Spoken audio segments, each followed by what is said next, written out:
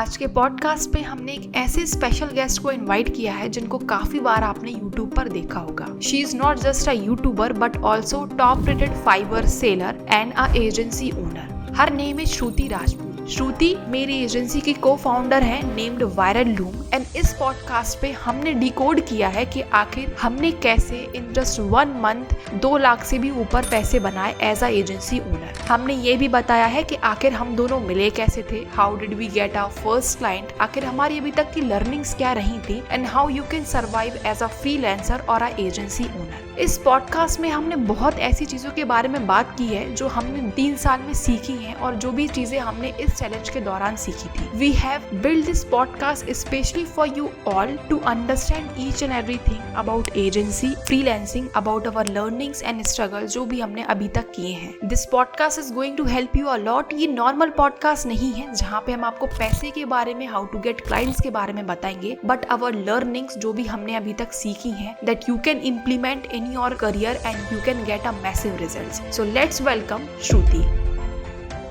So before starting this podcast, I would like to introduce myself कि आखिर मैं और श्रुति कैसे मिले थे, because ये podcast already बहुत लंबा है क्योंकि हमने इसमें अपने बारे में बताया है कि आखिर हम कैसे मिले थे, why we selected each other as a co founder, क्या हमारे अंदर सिमिलैरिटीज़ थी, आखिर हमने जो अभी चैलेंज कंप्लीट किया है, हमने 2 लाख से भी ऊपर पैसा बनाया एज अ एजेंसी ओनर, वो हमने कैसा किया है इतने कम समय में, इन जस्ट 3 to 4 मंथ में हमने ये चीज़ अचीव कैसे की। इस पॉडकास्ट का मोटो ये नहीं है कि मैं आपको ये बता रही हूँ मैंने तो इतना कुछ कमा लिया, आप कुछ भी नहीं कर पाए, मैं ब्रैग करने के लिए नहीं आई हूँ, क्योंकि ऐसे बहुत लोग हैं जो हमसे एज अ एजेंसी ओनर बहुत अच्छा कर रहे हैं, कुछ ऐसे लोग भी हैं जो नहीं कर रहे हैं। मेरा सिर्फ यही रीज़न इस वीडियो को बनाने का, टू टेल यू अबाउट कि आखिर मैंने ये चीज़ें कैसे की थी, अगर आपको करनी है तो आप कैसे कर सकते हैं, जो भी लेवल हमने अचीव किया है अभी तक, जो भी चीज़ें हमने की हैं वो आप कैसे कर सकते हो। तो वो हमारी जो लर्निंग्स रही हैं इन कुछ महीनों में, इन कुछ सालों में, वो चीज़ें मैं बताने वाली हूँ। सो बिफोर स्टार्टिंग मैंने काफ़ी वीडियोज़ में पीछे बता चुका है कि आखिर मैं और श्रुति कैसे मिले थे, but still I would like to give a brief कि आखिर मैं और श्रुति कैसे मिले थे और आखिर हमने क्यों डिसाइड किया इस एजेंसी को बिल्ड करने का। सो इसके पहले आई वॉज अ फ्रीलांसर, मतलब मैं ग्रेजुएट हो चुकी थी 2020 में, मुझे एग्जैक्ट सन याद नहीं है। उसके बाद मेरे पास कोई भी जॉब नहीं थी, मेरे पास कुछ भी स्किल्स नहीं थी। काफ़ी लोग ऐसे इस फेस में होंगे जहाँ पे वो कॉलेज के बच्चे होंगे जिनके पास कोई स्किल्स नहीं होगा। एंड उसके बाद जब मैं ग्रेजुएट हो गई तो मुझे कुछ तो करना था, बट मुझे ये नहीं पता था कि मुझे क्या करना है अपनी लाइफ में। और जो भी मेरे पेरेंट्स बोलते थे, उन्होंने पहले बोला कि तुम बायो ले लो, तो मैंने बायो ले ली। उन्होंने बोला कि तुम इस कॉलेज से कर लो, तो मैंने उस कॉलेज से कर ली। तुम ये डिग्री कर लो, तो ये डिग्री कर ली। अब उसमें उनकी भी कोई गलती नहीं थी, क्योंकि बिकॉज मैं भी उस ऐसी स्टेज पर थी जहाँ पे मुझे ही नहीं पता था कि मुझे आकर अपनी लाइफ में क्या करना है। तो जो भी मेरे रिलेटिव्स मुझसे बोलते थे या मेरे पेरेंट्स जो मुझसे बोलते थे, मैं वही पाथ अपना लेती थी। बट आफ्टर ग्रेजुएटिंग एक ऐसा पॉइंट आ गया कि उधर पे इंडिपेंडेंट बनना बहुत इंपॉर्टेंट था। मैं बीएससी बायोटेक कर रही थी, तो मुझे एमएससी और पीएचडी करने का कोई मन नहीं था, क्योंकि वो बहुत लंबी पढ़ाई हो जाती और मुझे कोई इंटरेस्ट नहीं था उसको करने में। एट द सेम टाइम मुझे एक और ऑप्शन था एमबीए करने का, तो मुझे उसमें भी इतना कुछ इंटरेस्ट नहीं आ रहा था। तो देन मेरे भाई ने मुझसे बोला कि ग्राफिक डिजाइनिंग इज समथिंग जो तुम ट्राई कर सकती हो, काफ़ी ऑनलाइन बैठे बैठे घर पर तुम पैसे बना सकती हो। तो मेरे पेरेंट्स को भी बड़ा अच्छा साउंड किया कि चलो घर पे बैठ के ग्राफिक डिजाइनिंग से पैसे बना रहे हैं ये। ऑल्दो उस टाइम पे मेरे पेरेंट्स को बड़ा डाइसी था कि पता नहीं ग्राफिक डिजाइनिंग से, इन चीज़ों से पैसे बनते भी हैं ऑनलाइन या नहीं बनते हैं, because they were not aware about this field. तो उसके बाद फिर मैंने ग्राफिक डिजाइनिंग 6 महीने के पीरियड में, जैसे मैं ग्रेजुएट हो गई, मैंने 1-2 महीने के अंदर सॉफ्टवेयर सीखा, मैंने प्रोजेक्ट्स पे काम करना सीखा, और 6 महीने के अंदर मैं सॉफ्टवेयर चलाना भी सीख गई। मैंने पोर्टफोलियो बना लिया, मैंने 2 इंटर्नशिप्स भी कर ली और मुझे अपनी जॉब भी मिल गई। तो अभी ये वीडियो अक्टूबर में पुश होने वाली है, तो this is very special month for me, क्योंकि इसमें मेरा 20 अक्टूबर को मेरा बर्थडे भी आता और यही मंथ था जहाँ पे मैंने अपनी जॉब छोड़ी थी। तो मैं ग्रेजुएट हो गई थी जून जुलाई को, और विद इन 6-4-5 मंथ जितना भी हुआ था मैंने अपना सब कुछ कर लिया था। अब जैसे ही मुझे जॉब मिली एज अ ग्राफिक डिज़ाइनर, जो मुझे जॉब मिली थी वो एक वेल पेइंग स्टार्टअप में मिली थी, और वो वर्क फ्रॉम उन्होंने दिया था, वो बेंगलोर की कंपनी थी। बट आफ्टर रियलाइजिंग 2 से 3 हफ्ते करने के बाद, एक जॉब एक ऐसा एंड पॉइंट होता है जहाँ पे उसके बाद आपको कुछ नहीं होता। मतलब मैं पहले तो मेरा ये रेस था कि मुझे इंटर्नशिप करनी है, 1-2 क्लाइंट्स मिल जाए, उसके बाद जॉब मिल जाए। तो उस रेस में मैं ये भूल गई कि मुझे क्या इंटरेस्ट है, मुझे क्या करना है, मैं वो चीज़ रियलाइज ही नहीं कर रही थी। जब मुझे जॉब मिल गई तो मेरे पेरेंट्स को थोड़े मुझके ऊपर कॉन्फिडेंस आ गया कि अच्छा ऐसे कर सकते हैं, ये कुछ कर रही है, इसने विदाउट डिग्री ग्राफिक डिजाइनिंग की कर लिया। तो उसके बाद मेरे पेरेंट्स ने मुझे अक्टूबर में ये मैं कैमरा माइक मेरे बर्थडे पे मुझे गिफ्ट कर दिया था। आफ्टर दैट जैसे ही 22 अक्टूबर हुआ, मैंने 20 अक्टूबर को मेरा बर्थडे हुआ, 22 अक्टूबर को मैंने रो धो के जैसे अपने पेरेंट्स को कन्विंस किया और मैंने उनसे कहा कि मुझे जॉब नहीं करनी है। इस चीज़ में मेरे फादर बहुत सपोर्टिव थे, उन्होंने कहा ठीक है तुम्हें नहीं करनी है, तुम्हें 1 साल ले लो, तुम्हें जो करना तुम वो कर लो। और मैंने अपने पेरेंट्स से 1 साल मांगा था कि मुझे 1 साल दे दिया जाए, जहाँ पे एक बार मैं देख लूँ कि मुझे करना क्या है, मुझे एक बार अपना इंटरेस्ट ढूंढ लूँ। अब उस पॉइंट में ना पेरेंट्स को समझाना भी इतना ईजी नहीं होता है, मेरे मॉम को, मेरे फादर को इतना समझाना इतना ईजी नहीं था। बट मैंने एक बुक पढ़ी थी, बिफोर यू स्टार्टअप। उस बुक में सब कुछ दिया गया था, अगर आप कोई स्टार्टअप बनाने जाते हो तो आपके पेरेंट्स कैसे रिएक्ट करने वाले हैं, उन पेरेंट्स को आपको कन्विंस कैसे करना है। तो उस बुक को मैंने पढ़ा था और अभी भी मैं काफ़ी बुक्स पढ़ती रहती हूँ। और उस बुक को पढ़ने के बाद फिर मैंने अपने पेरेंट्स को जैसे तैसे कन्विंस किया, वो कन्विंस हो गए थे। आफ्टर कन्विंसिंग मेरे पास सिर्फ 1 साल था जहाँ पे मैंने कंटेंट क्रिएशन और फ्रीलांसिंग पे प्रॉपर फोकस किया। अब जब मैंने फ्रीलांसिंग की तो उस टाइम पे यार मैं इतनी कॉन्फिडेंट नहीं थी कि फ्रीलांसिंग कैसे करनी है। मेरे पास कुछ क्लाइंट्स थे बट स्टिल उतनी कॉन्फिडेंट तो मैं नहीं थी कि मैं लाखों करोड़ रुपए उससे बना रही हूँ, या इवन कुछ हज़ार भी बड़े मुश्किल से बनते थे, मतलब इवन 20-30 हज़ार रुपये भी बड़े मुश्किल से बन पाते थे। तब मैंने डिसाइड किया कि मुझे कंटेंट क्रिएशन तो करना ही है, साथ में बच्चों को कोचिंग भी पढ़ाती थी और फ्रीलांसिंग भी करती थी, कि जहाँ पे मेरे पास एक सोर्स ऑफ इनकम तो रहे कि अच्छा इतने पैसे मेरे पास आ रहे हैं, मैं भी डिमोटिवेट ना हूँ, मेरे पेरेंट्स को भी लगे कि चलो कुछ अमाउंट ऑफ मनी तो आ रहा है। जब मैं 1 साल तक करती रही तो उस 1 साल की प्रोसेस में सिर्फ मैंने फ्रीलांसिंग को नहीं देखा कि अरे मुझे फ्रीलांसिंग ही करनी, मैंने अपने पर्सनल ब्रांडिंग पे जो यूट्यूब है उस पर फोकस किया, मैंने लिंक्डइन पे फोकस किया। एट द सेम टाइम मैंने अपनी सॉफ्ट स्किल्स पे, मुझे कोल्ड ईमेल लिखने में बड़ा मजा आता था तो मैं कोल्ड ईमेल लिखने पे मैंने फोकस किया। A/B टेस्टिंग क्या होती है, मैंने मीडियम्स पे आर्टिकल पढ़े, मैंने बुक्स पढ़ी, मैंने बहुत सारी चीज़ें करी जो मैंने अपनी लाइफ में कभी करी ही नहीं थी अपने कॉलेज या स्कूल के टाइम पे। मुझे हमेशा बुक पढ़ने के लिए या कोई भी स्किल को अपग्रेड करने के लिए फोर्स दिया जाता था ऊपर से, कॉलेज से या पेरेंट्स या किसी से भी। बट इस 1 साल में मुझे कोई भी कुछ बोल नहीं रहा था कि तुम्हें ये बुक पढ़नी है, तुम्हें ये बुक नहीं पढ़नी है। इस 1 साल में मैंने अपना इंटरेस्ट फाइंड किया, सब कुछ फाइंड किया, एंड देन उस 1 साल के अंदर मैंने पॉडकास्ट पे काफ़ी लोगों को इन्वाइट किया, काफ़ी बड़े बड़े गेस्ट को इन्वाइट किया। आप देखोगे भी अभी और भी बड़े बड़े गेस्ट आने वाले हैं। उन सबको मैंने कोल्ड ईमेल के थ्रू ही इन्वाइट किया। कोल्ड ईमेल मैंने लिखा, उसी दौरान में मैंने श्रुति को भी एक कोल्ड ईमेल लिखा था। श्रुति बहुत अच्छी थी, आई थिंक श्रुति बहुत अच्छे से मान गई थी कि चलो पॉडकास्ट करते हैं। मैंने जब मतलब कि मैंने इन्विटेशन लिखा उसके 1-2 घंटे बाद ही श्रुति का रिप्लाई आ गया था कि चलो ठीक है करते हैं, और उसी दिन हमने पॉडकास्ट शूट कर लिया था। पॉडकास्ट शूट करने के बाद Shruti I would say very kind hearted girl थी, क्योंकि वो ऑलरेडी बहुत आगे लेवल पे है, मुझसे अभी भी है, एंड उस टाइम पे भी वो मुझसे बहुत आगे थी। तो उस टाइम पे भी शी वॉज वेरी काइंड, उसने मुझे अपना नंबर दे दिया था एंड वी वर कनेक्टेड। और मैं ये चीज़ करती हूँ कि अगर कोई गेस्ट आता तो मैं ट्राई करती हूँ कि उसका नंबर ले लूँ या उससे कैसे भी कनेक्ट हो जाऊँ, अगर उसकी विलिंगनेस है मुझसे कनेक्ट होने की। तो श्रुति वो समवन जो कनेक्ट हो गई थी मुझसे, and after connecting with each other मैं श्रुति से अपनी प्रॉब्लम्स पूछती रहती थी। मैं हर एक गेस्ट से ये चीज़ करती हूँ, आज भी अगर मुझे कोई चीज़ समझ में नहीं आती, कोई हेल्प चाहिए तो मैं उन कनेक्शंस की हेल्प लेती हूँ, मैं कोई हेजिटेशन नहीं करती। तो मैं श्रुति की हमेशा हेल्प लेती थी। जब मैंने उस 1 साल में जब मेरे पॉडकास्ट वगैरह कर लिए, जब मेरा ठीक ठाक यूट्यूब चलने भी लगा, मुझे यूट्यूब के बारे में समझ में भी आ गया, मुझे फ्रीलांसिंग में सॉफ्ट स्किल्स भी समझ में आ गई, तब उसी में मैं अपना जो थंबनेल का वर्क था वो मैं आउटसोर्स करना चालू कर दिया था मैंने, क्योंकि थंबनेल में ज़्यादा पैसे भी नहीं लगाने पड़ते और आउटसोर्सिंग काफ़ी इजीली हो जाती है। तो श्रुति के पास ऑलरेडी एक डिज़ाइनर था और उस डिज़ाइनर ने श्रुति को भी ईमेल किया था और अप्रोच किया था। तो श्रुति उससे अपना डिज़ाइंस बनवा रही थी। तो मैंने श्रुति को बोला कि Shruti do you have any thumbnail designer, क्योंकि मुझे अपने डिज़ाइंस बनवाने हैं, अब मैं डिज़ाइंस नहीं बना पा रही खुद के थंबनेल्स के। तो श्रुति ने मुझे उस लड़के का नंबर दिया।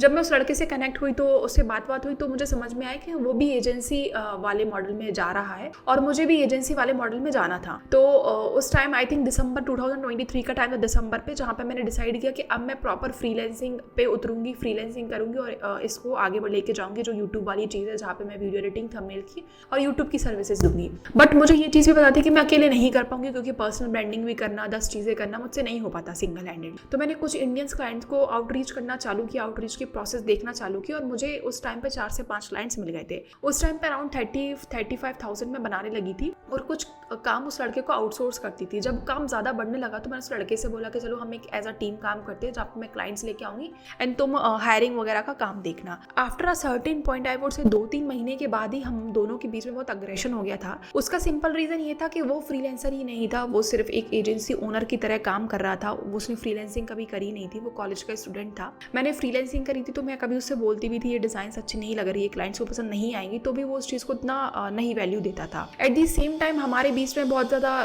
दिक्कत आने लगी, क्योंकि वो कॉलेज का बच्चा था तो उसको उस लड़के को स्टार्टअप में भी जाने का इंटरेस्ट था। उसको सिर्फ एजेंसी उसका विजन नहीं था, एजेंसी उसके लिए साइड हसल थी। और इन सब चीज़ों को देखते ही देखते चीज़ें बहुत अग्रेसिव बन गई, क्योंकि एजेंसी मेरे लिए बहुत दिल के करीब है। ये वाली एजेंसी भी थी या पुरानी एजेंसी भी जो मैंने चालू की थी, क्योंकि agency is my main source of income और एजेंसी के काम करने में मुझे मज़ा आता है, तो मैं उससे कॉम्प्रोमाइज़ नहीं कर सकती थी। तो वो कभी मीटिंग अटेंड नहीं करता था, कभी वो बहुत सारी सारी चीज़ें भूल जाता था। मैं कभी उससे बोलती थी कि ये क्लाइंट का ये काम कर दो या ये चीज़ कर लो या क्लाइंट से कॉल करके ये चीज़ पूछ लो। तो मैं फ्रंट एंड का जो लीड जनरेशन का काम था वो भी मैं ही करने लगी, तो बैक एंड का उस पर मुझे बहुत प्रेशर आने लगा। तो फिर मैंने डिसाइड किया कि I should leave this person and मैंने फिर श्रुति को इस वॉइस नोट भेजा। श्रुति का कहा कि श्रुति यार ऐसी ऐसी प्रॉब्लम हो रही है और बताओ क्या करना चाहिए। श्रुति ने ऑलरेडी एक चैलेंज लेके रखा था एजेंसी वाला, जहाँ पे उसने वो भी एज ए एजेंसी काम कर रही थी। तो श्रुति ने कहा कि okay Anchal, let's connect on Google Meet और हम डिस्कशन करते हैं। जब मैंने श्रुति से डिस्कशन किया तो श्रुति ने मुझसे कहा कि चलो अंचल हम साथ में काम करते हैं। तो फिर हमने काम करना चालू किया। अब श्रुति को ये चीज़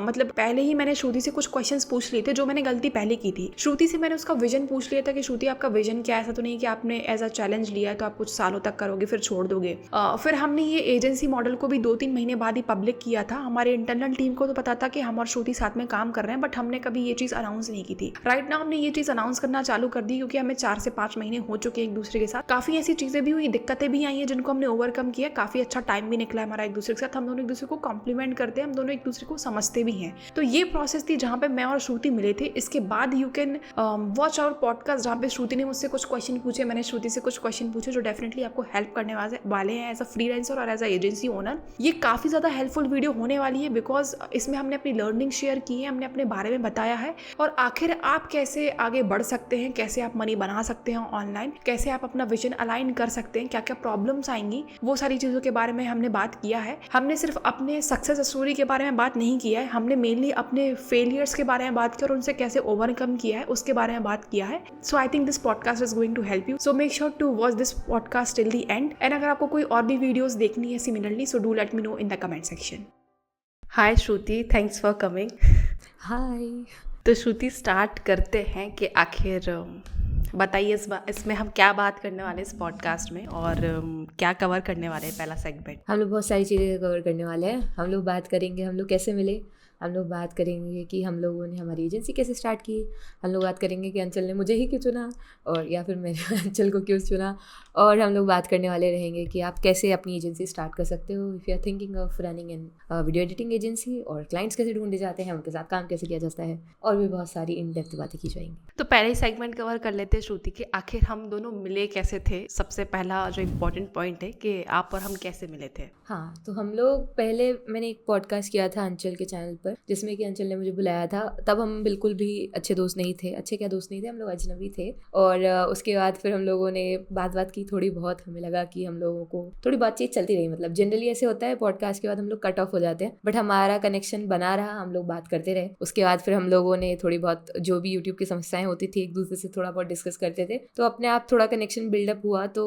मुझे तब पता चला था कि अंचल ऑलरेडी एक एजेंसी चला रही है जिसमें कि उनको थोड़ी थोड़ी दिक्कतें जा रही हैं बिकॉज ऑफ द टीम जो उनके साथ ऑलरेडी थी, थोड़ा परेशान कर रही थी इस कारण। तो हम लोग उस पर सोल्यूशन के ऊपर थोड़ा थोड़ा कभी कभी कॉल पे कभी कभी ऐसे ही बात कर लेते थे। तो वहाँ से एक दिन जब थोड़ी ज़्यादा समस्या हो गई थी तो अंचल ने बोला कि मैं उनके साथ नहीं काम करना चाहती हूँ। तो फिर मुझे लगा कि ठीक है, मतलब मेरे साथ कर सकते हो आप अगर आपको करना हो तो मैंने सामने से ही ऑफर रखा था कि हम साथ में कर सकते हैं if you want to give a try. और फिर अंचल ने बोला ठीक है क्यों नहीं, अपन कर सकते हैं साथ में। तो फिर इस तरीके से हम दोनों का साथ में वो हुआ और हम लोगों ने आगे एजेंसी स्टार्ट की, जो ऑलरेडी स्टार्ट थी उसको आगे लेकर के गए। तो श्रुति, आपने ये ऐसे मुझे आगे से ऑफर क्यों दे दिया कि अंचल चलो ज्वाइन कर लो आप मेरी टीम, हम दोनों साथ में मिलके काम करते हैं, एक टीम बनाते हैं। तो आपने मुझे ही क्यों ऐसे एकदम से ये दे दिया था ऑफर?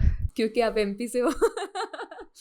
नहीं, एक थोड़ी सी कनेक्टिविटी की भी चीज़ होती है। मतलब इंसान, मैं हमेशा ही बोलती हूँ कि थोड़ा बहुत ऊपर नीचे स्किल्स चल जाती हैं, बिहेवियर बहुत मैटर करता है, आपकी सॉफ्ट स्किल्स बहुत मैटर करती है। अंचल ऑलरेडी बहुत रिस्पेक्ट से बात करती है, वो हम दोनों सेम एज के, उसके बाद भी वो आप मैं ही कभी कभी तुम पे आ जाती हूँ। तो मुझे बड़ा अच्छा लगता है जो लोग इज्जत से बात करते हैं, और मुझे पर्सनली थोड़ा सा बिहेवियर पसंद था। मुझे लगा कि अगर कोई स्ट्रगल कर रहा है थोड़ा सा, मैं थोड़ा सा पहले एक चैलेंज कर रहा था तो मैंने सोचा उसको कंटिन्यू भी हो जाएगा, कुछ नया हो जाएगा, हम लोग ट्राई कर सकते हैं। अगर ये काम करता है साथ में तो अच्छी बात है, हमारे लिए एक पैसिव इनकम का सोर्स हो सकता है। वही साथ में मुझे काम करना ही था क्योंकि मैं अकेले नहीं कर पाती, एक अच्छा पार्टनर मिल गया तो इसीलिए मैंने स्टार्ट किया। अच्छा, मैं बता देती हूँ कि मैंने आखिर श्रुति के उस ऑफर को क्यों हाँ बोल दिया था कि चलो आप साथ में श्रुति काम करते। पहली चीज़ तो श्रुति ऑलरेडी बहुत अच्छी यूट्यूबर थी, she was around 2 lakh subscribers. उसके बाद भी शी वॉज वेरी हेल्पफुल, मतलब कभी भी कुछ हेल्प हुई तो बाकी यूट्यूबर्स की तरह नहीं या बाकी पॉडकास्ट गेस्ट की तरह नहीं, ऑल्दो बहुत ऐसे गेस्ट भी है जो बहुत हेल्पफुल थे, बट उनमें से एक श्रुति भी थी जो बहुत हेल्प करती थी। कभी भी वॉइस मैसेज भेजा मैंने या कभी भी कॉल का बुलाया, मीटिंग का बोला, वो हमेशा रेडी होती थी हेल्प करने के लिए। तो मुझे हमेशा वो श्रुति का नेचर बहुत अच्छा लगता था। और जब आई थिंक मैंने श्रुति को इन्विटेशन भी लिखा था, तब उस टाइम पे मेरे बहुत कम सब्सक्राइबर्स थे। वट इज श्रुति ने कह दिया कि हाँ चलो हम करते हैं, और उसी दिन हमने शायद 1-2 घंटे के अंदर वो पॉडकास्ट शेड्यूल भी कर दिया था। मैंने 11 बजे ईमेल लिखा था, 3 बजे हमारा शेड्यूल मतलब पॉडकास्ट खत्म भी हो गया था। तो मुझे बड़ा अच्छा लगा यार कि देयर आर सम पीपल जो आपको हेल्प करने के लिए तैयार हैं। तो फिर वो श्रुति और मेरा ऐसा कनेक्शन हो गया। अब उसके बाद में आगे ये भी बता देती हूँ कि हमने वो चीज़ को ऑफिशियल आई थिंक 2 महीने तक नहीं किया था कि हम दोनों काम कर रहे हैं एजेंसी पे या हमारा कुछ ऐसा चल रहा है। इंटरनली हमारी टीम को शायद पता हो तो पता था उस चीज़ के बारे में। वो भी मेरा ये रीज़न था कि स्टार्टिंग में मैंने शायद उस जिस प्रीवियस को फाउंडर के साथ काम किया था, तो मैंने शायद एक पॉडकास्ट पे जाके उसको ऑफिशियल कर दिया था कि हाँ हम काम कर रहे हैं ऐसा वैसा। और उसके कुछ दिनों बाद ही हमारी थोड़ी सी खटपट चालू हो गई थी। तो मेरा ये था कि शायद मे बी हम और श्रुति बाय नेचर तो काफ़ी अच्छे, बट हमें नहीं पता होता कि जब साथ में काम करेंगे तो हम कर भी पाएंगे या नहीं कर पाएंगे। शायद हमारे दोनों के अलाइनमेंट्स बहुत डिफरेंट हो, चीज़ें बहुत अलग हो। तो मैंने ये था कि यार 2-3 महीने हो जाए, उसके बाद हम ऑफिशियल करते हैं, लिंक्डइन पे डालते हैं, उधर पे फिर हम सब कुछ करते हैं। देन फिर जब हमारी चीज़ें 2 महीने तक कंटिन्यूसली बहुत अच्छी चलती रही, काफ़ी अच्छे क्लाइंट्स वगैरह भी आते रहे, तो फिर मैंने सोचा कि चलो अब लिंक्डइन पे जाके प्रॉपर रिवैम्पिंग करती हूँ प्रोफाइल के लिए, सबको बताती हूँ। फिर मैंने प्रॉपर व्हाट्सएप स्टेटस भी डाला जहाँ पे मैंने बताया कि एजेंसी शुरू हो गई है और मैंने जॉब बहुत पहले ही छोड़ दी थी। तो वो एक अलग ही सेगमेंट है जो मैंने पहले ही कवर कर लिया इंट्रो में।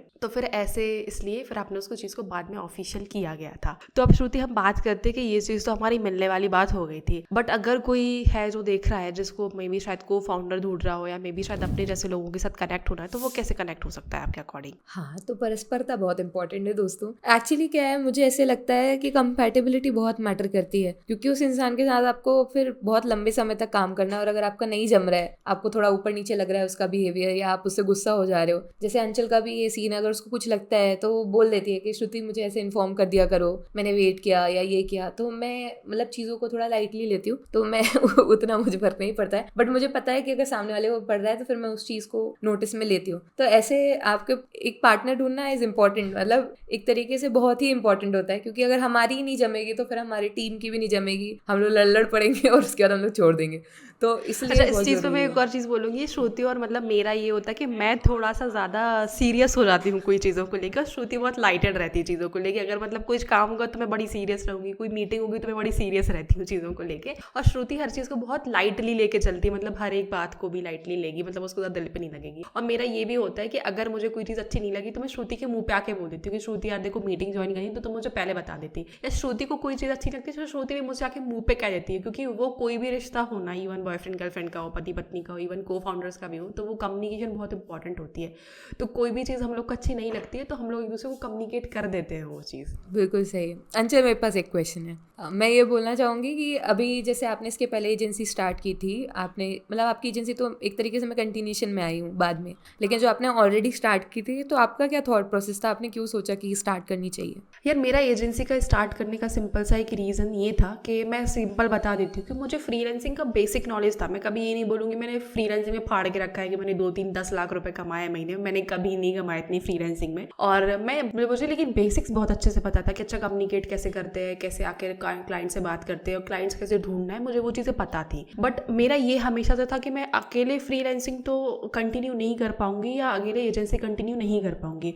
और एजेंसी मॉडल एक ऐसा था कि एजेंसी में सॉफ्ट स्किल्स बहुत मैटर करती है और आपकी जो हार्ड स्किल्स है वो भी मैटर करती है, बट हार्ड स्किल्स उधर पे फिर बहुत कम मैटर कर रही होती है, सॉफ्ट स्किल्स ज़्यादा कर। तो मुझे ये पता था कि मैं एजेंसी वाले में जब लीड जनरेशन वाले या फ्रंट एंड पे जब मैं काम करूंगी ना एजेंसी में या किसी भी चीज़ में, बहुत अच्छे से हैंडल कर लूंगी। तो मुझे वो चीज़ पता थी कि यार मैं एजेंसी में आराम से काम कर सकती हूँ, वेरस फ्रीलांसिंग में मुझे बहुत सारी चीज़ें देखनी पड़ेंगी और कंटेंट क्रिएशन में वो चीज़ें नहीं हो पाती साथ साथ में, और फिर मैं शायद कंटेंट क्रिएशन के साथ इतना ज़्यादा नहीं कमाती फ्रीलांसिंग में। तो वो एजेंसी वाला मॉडल ही इसके साथ ज़्यादा जम रहा था, तो मैंने कहा यही सबसे चीज़ बेस्ट रहेगी। और आपने क्यों कंटिन्यू किया एजेंसी? मेरा रीज़न तो सिंपल है, मेरा रीज़न अंचल है, मैंने जो स्टार्ट किया है। अंचल का रीज़न थोड़ा सॉलिड है, मेरा तो अंचल ही रीज़न है कि उसने किया इसलिए मैंने कर दिया, साथ ही साथ लगे पत्ते में हम स्टार्ट हो गए थे तो कर दिया, मतलब ऐसा है। तो अब स्टार्ट ये करते श्रुति कि चलो हमने मिल तो लिया, हमारा थोड़ा सा अलाइनमेंट हो गया था, विजन भी हमारा काफ़ी सिमिलर था मेरा और श्रुति को लेके। मैंने श्रुति से शायद फर्स्ट या सेकंड मीटिंग में यही पूछा था, क्योंकि Shruti is making good amount of money through freelancing भी और थ्रू यूट्यूब भी, मेरा उतना नहीं है अभी। तो श्रुति और मैंने श्रुति से शायद यही क्वेश्चन शायद सेकंड थर्ड मीटिंग में पूछा था कि श्रुति आपका विजन क्या है इस एजेंसी को लेके, मतलब ऐसा तो नहीं कि कुछ टाइम तक आप करोगे फिर छोड़ दोगे इसके लिए। हाँ, मैंने शायद ऐसे ही मैंने कुछ पूछा था कि श्रुति छोड़ तो नहीं दोगे, तो श्रुति ने कहा नहीं नहीं यार, मेरा भी कंटिन्यू करने का मन है, मैं कंटिन्यू करूंगी इस चीज़ को लेकर। अभी भी मैं पता नहीं कभी भी मैं ये क्वेश्चन पूछती हूँ श्रुति से कि छोड़ तो नहीं दोगे ना श्रुति। नहीं छोड़ूंगे। क्या है, आपका रीज़न अलग है, अगर आप बंद करोगे तो मैं बंद करूँगी। मेरा रीज़न, मैंने बोला मेरा रीज़न अंचल है, तो मैं नहीं अभी बंद कर सकती हूँ। ऐसे वाला सीन है। ऑलराइट, मेरे पास अभी बहुत सॉलिड क्वेश्चन है। वो यही क्वेश्चन है कि अभी हमने जैसे एजेंसी स्टार्ट करी, आपका जो विजन है आप इसको आगे लेकर के जाना चाहते हो, तो मैं फ्यूचर वाला एक क्वेश्चन है कि अगले कुछ सालों में आप इस एजेंसी को कहाँ देखते हो? यार मेरा ना सिंपल सा फंडा है, शायद हमने इस पे पहले भी बात कर ली है कि हमें मतलब ये है कि मुझे एक लेवल पे जैसे 7-8 लाख रुपए महीने का हमें इस एजेंसी से बना ले, maybe max to max 10 lakh, उस पर फिर मुझे इस एजेंसी को स्टेबल करके रखना है, वो आराम से चलती रहे। फिर जो भी बैक एंड में प्रॉब्लम आएंगे हम सॉल्व करते रहे, फ्रंट एंड में जो प्रॉब्लम्स आएंगी वो आती रहेंगी, मैं अभी भी आती हूँ और फ्यूचर में भी वो आने वाली है हमेशा। तो मेरा ये है कि हम एक चीज़ पे स्टेबल कर लें और वो चीज़ हमारी करती रहे। जैसे अभी हमारा एजेंसी का फ्लक्चुएट होता है और सब एजेंसी का फ्लक्चुएट होता है, टू बी ऑनेस्ट। किसी महीने आप 4 लाख कमाओगे, किसी महीने आप 2 लाख भी नहीं कमाओगे, किसी महीने आप 10 लाख कमाओगे, किसी महीने शायद आप 1 या 2 लाख कमाओ। तो मेरा ये है कि एक टाइम के बाद हम ये फ्लक्चुएशन जो हो रहा है इससे लर्निंग्स लेके हम एक स्टेबल करने की एजेंसी को लेके आगे चल के, शायद अभी तो इतना नहीं हो पाएगा क्योंकि जस्ट हमने स्टार्ट किया है, 4 महीने या 5 महीने भी नहीं हुए शायद अभी हमें काम करते हुए। तो अभी तो हम बहुत चीज़ें सीख रहे हैं, बट एक टाइम के बाद आई थिंक 1 साल बाद तो हम चाहेंगे कि 8-9 लाख तो मिनिमम हो जाए, इतना हो जाए, और फिर हम उसको स्टेबल करके रखेंगे। हमें बाकियों की तरह आई डोंट थिंक सो हमें 10 करोड़ रुपए 15 करोड़ रुपए के पीछे भागना है। हमें इतना चाहिए कि हमारा एक बेंचमार्क है कि हमें महीने का इतना कमाना है, वो जिस दिन उतना कमा लेंगे हम इंडिविजुअली, तो आई थिंक फिर उतना हमें नहीं लगेगा यार वो हम इतना वो नहीं रैट रेस में नहीं भागने वाले हैं, उतना हम अपना करके वो संतुष्ट हैं हम लोग, संतुष्ट जीव हैं हम लोग। और इसका मतलब ये भी नहीं है कि हम आगे हासिल नहीं करना चाहिए, हम करना चाहेंगे, बट हम परेशान नहीं होंगे या वो चीज़ को लेके डिप्रेशन में नहीं जाएंगे करके। इसको थोड़ा ऑटोमेट करने की कोशिश करेंगे कि हम थोड़ा रिलैक्स रह पाएँ, टीम भी अच्छी सी बिल्डअप करने की कोशिश करेंगे, बहुत सारी चीज़ करनी पड़ेगी। जैसे अभी मैं और श्रुति ट्रिप पे थे, हमारा तो भी 15 दिन के अंदर 1 लाख रुपए हमने कर लिए था, शायद हमने शीट भी टैली की थी आके, तो हमारा आराम से 15 दिन के अंदर 1 लाख रुपए हमने कर लिए, जबकि मैंने और श्रुति ने कुछ काम ही नहीं किया शायद हमने। श्रुति 8 तारीख को चली गई थी, मैंने 8 तारीख के बाद मैंने भी कुछ काम नहीं किया क्योंकि हमने वो $3,000 का चैलेंज कंप्लीट किया था, तो हम चाहते थे रेस्ट वगैरह कर ले क्योंकि फिर $6,000 का चैलेंज हम करने वाले नेक्स्ट महीने। तो उसके बाद भी हमारा ऑटोमेशन में हमने 6 फिगर आराम से कंप्लीट कर लिया और उसके आगे हम कंप्लीट करेंगे। तो वो ऑटोमेशन वाला प्रोसेस जो आराम से वो वाला प्रोसेस करना चाहेंगे। अब नेक्स्ट क्वेश्चन ये है श्रुति कि आखिर हमारा फर्स्ट क्लाइंट हमें कैसे मिला था, मतलब या मैं लेके आई थी कुछ क्लाइंट्स, मुझे याद नहीं है, या हमने कुछ किया था। नहीं, मैं बताती हूँ क्या हुआ था। अंचल जब आप आए थे ना, तब आपके पास ऑलरेडी थोड़े बहुत इंडियन क्लाइंट्स थे जिनके साथ थोड़ा थोड़ा दिमाग खराब हो रहा था कि मतलब बहुत सारे ऊपर नीचे हो रहा था, क्योंकि जो डिजाइनर था वो एक बारी में शायद समझ नहीं पा रहा था, तब बहुत सारी दिक्कत थी। फिर हम लोगों ने जब हायरिंग करी तब हमारे पास अमन आया था, तो वो बहुत प्यारे थंबनेल्स बनाता था। फिर हम लोगों को थोड़े रिविजन्स कम आना शुरू हुए, तो जो थोड़े बहुत इंडियन क्लाइंट्स थे वो आप ही की तरफ से थे। उसके बाद मार्टिन आया था, तो वो भी अंचल ने ही क्लोज किया था। हम लोग ईमेल लिखना मतलब ऐसे नहीं लिखते थे कि एकदम बहुत सारी ईमेल लिख रहे हैं, स्टार्टिंग में उतनी नहीं लिखी हम लोगों ने, कम ही ईमेल्स लिखते थे, और उसमें से अंचल के पास एक का रिप्लाई आया था मार्टिन भाई का, तो उसका फिर वो हमारा क्लाइंट था। और एक फिन भाई का भी आया था जिसके हमने शायद $500 के थंबनेल बनाए थे, $500 के थंबनेल बनाए थे, उसने हमसे बहुत थंबनेल्स बनवाए थे, खैर लेकिन बहुत अच्छा उसका काम बल्क प्रोजेक्ट था, 1 टाइम प्रोजेक्ट था उसका। तो हमने अपने फर्स्ट महीने में ही 6 फिगर कर लिया था आई थिंक, क्योंकि हमने मार्टिन की भी 5 वीडियो कंप्लीट की थी अराउंड, या 4 वीडियो कंप्लीट की थी, और हमारा फिन भी था, तो हमने और फिर इंडियन क्लाइंट थोड़े बहुत हमारे पास थे, तो इन्हीं के कारण थोड़ा ज्यादा अमाउंट हो गया था। बट फिर नेक्स्ट मंथ से जैसे जैसे प्राइस डिक्रीज होना शुरू हुआ, मतलब जैसे आपने जैसे हिट किया 6 फिगर, उसके बाद आप जब 5 फिगर्स पे आते हो बर्दाश्त नहीं होता, तो अंचल फिर उसके बाद अंचल को थोड़ा बुरा लगने लगा कि हमारा ऐसे क्यों हो रहा है ऐसे क्यों हो रहा है। तो ये अंचल के साथ ही नहीं सबके साथ ही होता है, ऐसे लगता है कि प्राइस एकदम डिक्रीज क्यों हो रहा है या कम क्यों हो रहा है। तो क्योंकि उसका कारण यही था कि हमारे पास फिन था उस समय पे, तो उसने हमें ज्यादा सा ऑर्डर दे दिया था, फिर फिन 1 टाइम वाला प्रोजेक्ट था, तो इसलिए रिटेनिंग वाले क्लाइंट्स बहुत इंपॉर्टेंट होते हैं जो आपको रेगुलर काम दे पाए। फिर उसके बाद ये तो हमारी क्लाइंट्स की बात हो गई कि हमारे पास तो एजेंसी के पहले से ही डे 1 पे हमारे क्लाइंट्स थे। उसके बाद फिर आई थिंक जब हमारा डिक्रीज होना चालू हो गया था, थोड़ा सा डिक्रीज हुआ हमारे प्राइसिंग में, तो फिर मैंने श्रुति को बोला यार श्रुति डिक्रीज हो रहा है, हमें कुछ सीरियसली करना पड़ेगा। तो फिर उधर पे हमने वो प्रॉब्लम सारी निकाली थी मैंने और श्रुति ने बैठ के कि पहली चीज़ तो हम रेगुलर नहीं है कोल्ड ईमेल लिखने में। सेकेंड चीज़, मैंने कोई पॉडकास्ट भी देखा था जहाँ पे आपके डाइवर्स क्लाइंट कैसे मिल सकते हैं, जैसे कोल्ड DMs के थ्रू मिलते हैं आपको अलग अलग जगह होते हैं। तो फिर हमने वो सारी चीज़ों पे काम किया। तो फिर श्रुति ने फाइवर पे अकाउंट बनाया था।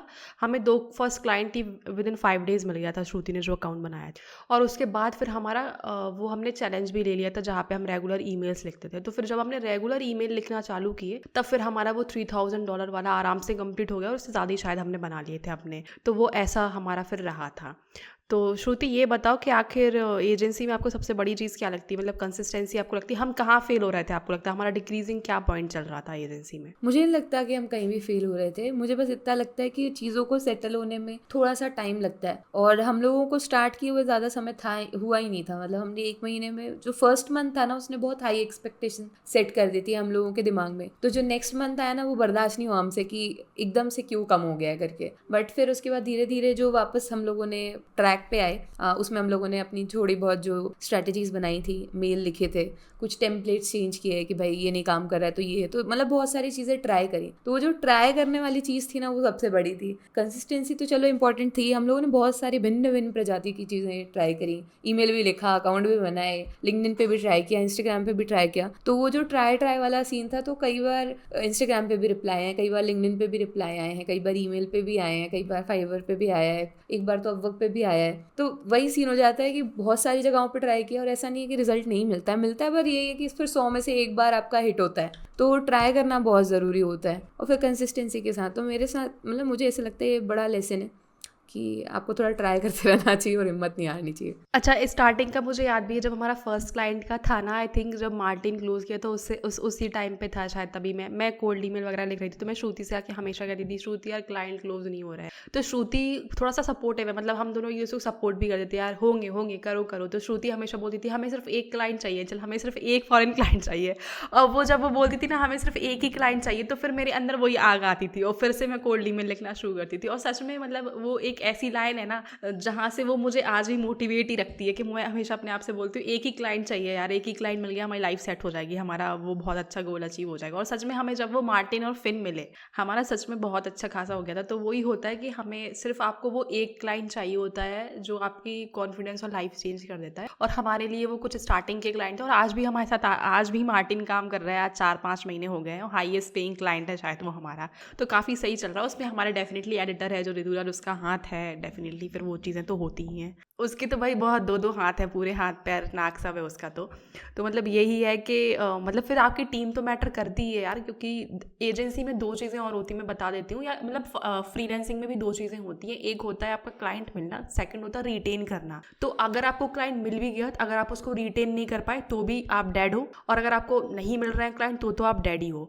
तो आपका जो फ्रीलांसिंग में भी हो गया या आपका एजेंसी में हो गया, दोनों फ्रंट एंड और बैक एंड दोनों ही आपका स्ट्रांग होना चाहिए। मतलब आपकी टीम भी स्ट्रांग होनी चाहिए, आपका लीड जनरेशन वाला पार्ट जो सेल्स पे जाने वाले हैं, जो कोल्ड ईमेल लिखने वाले हैं, वो भी बहुत स्ट्रांग होने चाहिए। अच्छा अंशल, कोर्स के बारे में पूछूंगी मैं, क्योंकि हम लोगों ने भी एक धोखे धड़ाके में कोर्स लिया था, तो उसके बारे में बताओ। क्योंकि बहुत सारे लोग बोलते हैं कि कोर्सेज लेना चाहिए, सीख लेना चाहिए, तो उसके बारे में अंशल थोड़ी सी ऐसी लाइट मारेंगे कि क्या हुआ, क्या लेना चाहिए, खुद से सीख जाओगे, कैसा क्या सीखना?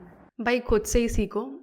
कोर्स में तो कुछ ही नहीं रखा, कुछ भी नहीं है भाई कोर्स में। तो हमने एक कोर्स लिया था, हम उसका नाम नहीं बोलेंगे, 3000 रुपीज़ का वो कोर्स था, जहाँ पे हमारा थोड़ा सा डाउन भी जा रहा था। तो हमने कहा नहीं यार, हम एकदम बेसिक से स्टार्ट करते हैं, तो हम वो कोर्स लेते हैं, हम वो चीज़ करते हैं, ऐसा करते हैं, वैसा करते हैं। बट मेरे लिए देखो बात ऐसी कि जैसे अभी मैंने एक चीज़ बोली कि श्रुति ने फाइवर पे अकाउंट बनाया और मैंने कोल्ड ईमेल्स लिखे। श्रुति मुझे कोल्ड ईमेल में हेल्प कर रही है, मैं श्रुति को फाइवर में कुछ होता तो शायद मैं उसको हेल्प कर देती हूँ। तो श्रुति के लिए फाइवर काम कर रहा है, मेरे लिए कोल्ड ईमेल काम कर रहा है। हम दोनों ने उन दोनों चीज़ों को कंबाइन किया और वो दोनों चीज़ें हमारी एजेंसी के लिए चल रही है। अब श्रुति भी इससे पहले फ्रीलांसर रह चुकी है, श्रुति ने भी 1-2 साल के लिए फ्रीलांसिंग की है, मैंने भी की है, मैंने भी इन्विटेशन लिखे हैं पॉडकास्ट के लिए, मैंने भी लोगों को कोल्ड ईमेल लिखा है। तो हमें ये चीज़, हमें पता है कि हमारे लिए ये चीज़ काम करती है। जैसे मेरे लिए फाइवर नहीं वर्क करता है, तो श्रुति के लिए तो फाइवर वर्क करता है। तो हमने वो दोनों चीज़ों को कंबाइन कर दिया। तो आपको पहली चीज़ तो वही ट्राई करना पड़ेगा कि आपके लिए काम क्या करने वाला है। और मेरे लिए सबसे बड़ी लर्निंग चीज़ ये रहती है कि मैं लोगों को जब पॉडकास्ट पे लेके आती हूँ ना, तो मैं उधर से सबसे ज़्यादा उनसे लर्निंग मिलती है, क्योंकि वो डेफिनेटली अपनी फील्ड में बहुत अच्छा कर रहे होते हैं। तो जितने भी पॉडकास्ट के कनेक्शंस रहे हैं ना मेरे, जैसे जो भी अंकुर वारिकू के एडिटर्स हो गए हैं, या जो और भी वीडियो एडिटर्स हो गए हैं, जैसे आप भी मुझे पॉडकास्ट के थ्रू मिले थे, तो मुझे इनसे बहुत लर्निंग्स मिलती है, क्योंकि ये लोग वो स्ट्रगल कर चुके हैं जो मैं करने वाली हूँ। तो जो भी अभी एजेंसी ओनर्स भी कनेक्टेड है, वो बहुत हेल्प करते हैं हमारी। बट कोर्सेज में ऐसा नहीं होता है, कोर्स तो बहुत ही बेकार होते हैं। वो कोर्स तो जो 3000 का हमने हमने लिया था वो तो हमने कंप्लीट भी नहीं किया, मैंने और श्रुति ने, वो तो छोड़ ही दिया हमने। फ्री के कोर्सेज बहुत हैं। आपके अकॉर्डिंग बताओ यार, हमारे कोर्सेज का क्या रहा था, क्या चीज़ आपको लगी कोर्स वोर्स देखने के बाद? हाँ, मुझे पर्सनली हम लोगों ने पहले 2-3 वीडियोस बहुत शिद्दत से देखे साथ में, और उसके बाद फिर हम लोगों ने चौथा, पांचवा, छठवां वीडियो कुछ देखने का कष्ट भी नहीं किया। उसमें बहुत ही जनरलाइज चीजें बताई हुई थी, और वो ऐसे इंसान का था जो काफी अच्छा कर रहा है, ऑलरेडी काफी फेमस है इंस्टाग्राम पे, तो एटलीस्ट बहुत ही फेमस है, राइट? तो और उनका यूट्यूब चैनल भी है, तो अब ढूंढो, लेकिन मत लेना अगर तुम लोगों ने पैसा वेस्ट करना ही है एक तरीके से। और बहुत सारे लोग बोलते हैं कि हमने ऑलरेडी में फ्री में वैल्यू प्रोवाइड कर रखी है। इनफैक्ट मैं भी कोर्स बनाती हूँ या अंचल भी बनाती है, तो इसमें एकदम ऐसा कुछ अनोखा ही नहीं बता देगा कोई कि बस एक ऑर्गेनाइज फॉर्मेट में तुमको मिल जाएगा सारा कंटेंट, इसके बाद ये देखना, इसके बाद ये देखना, इसके बाद ये देखना।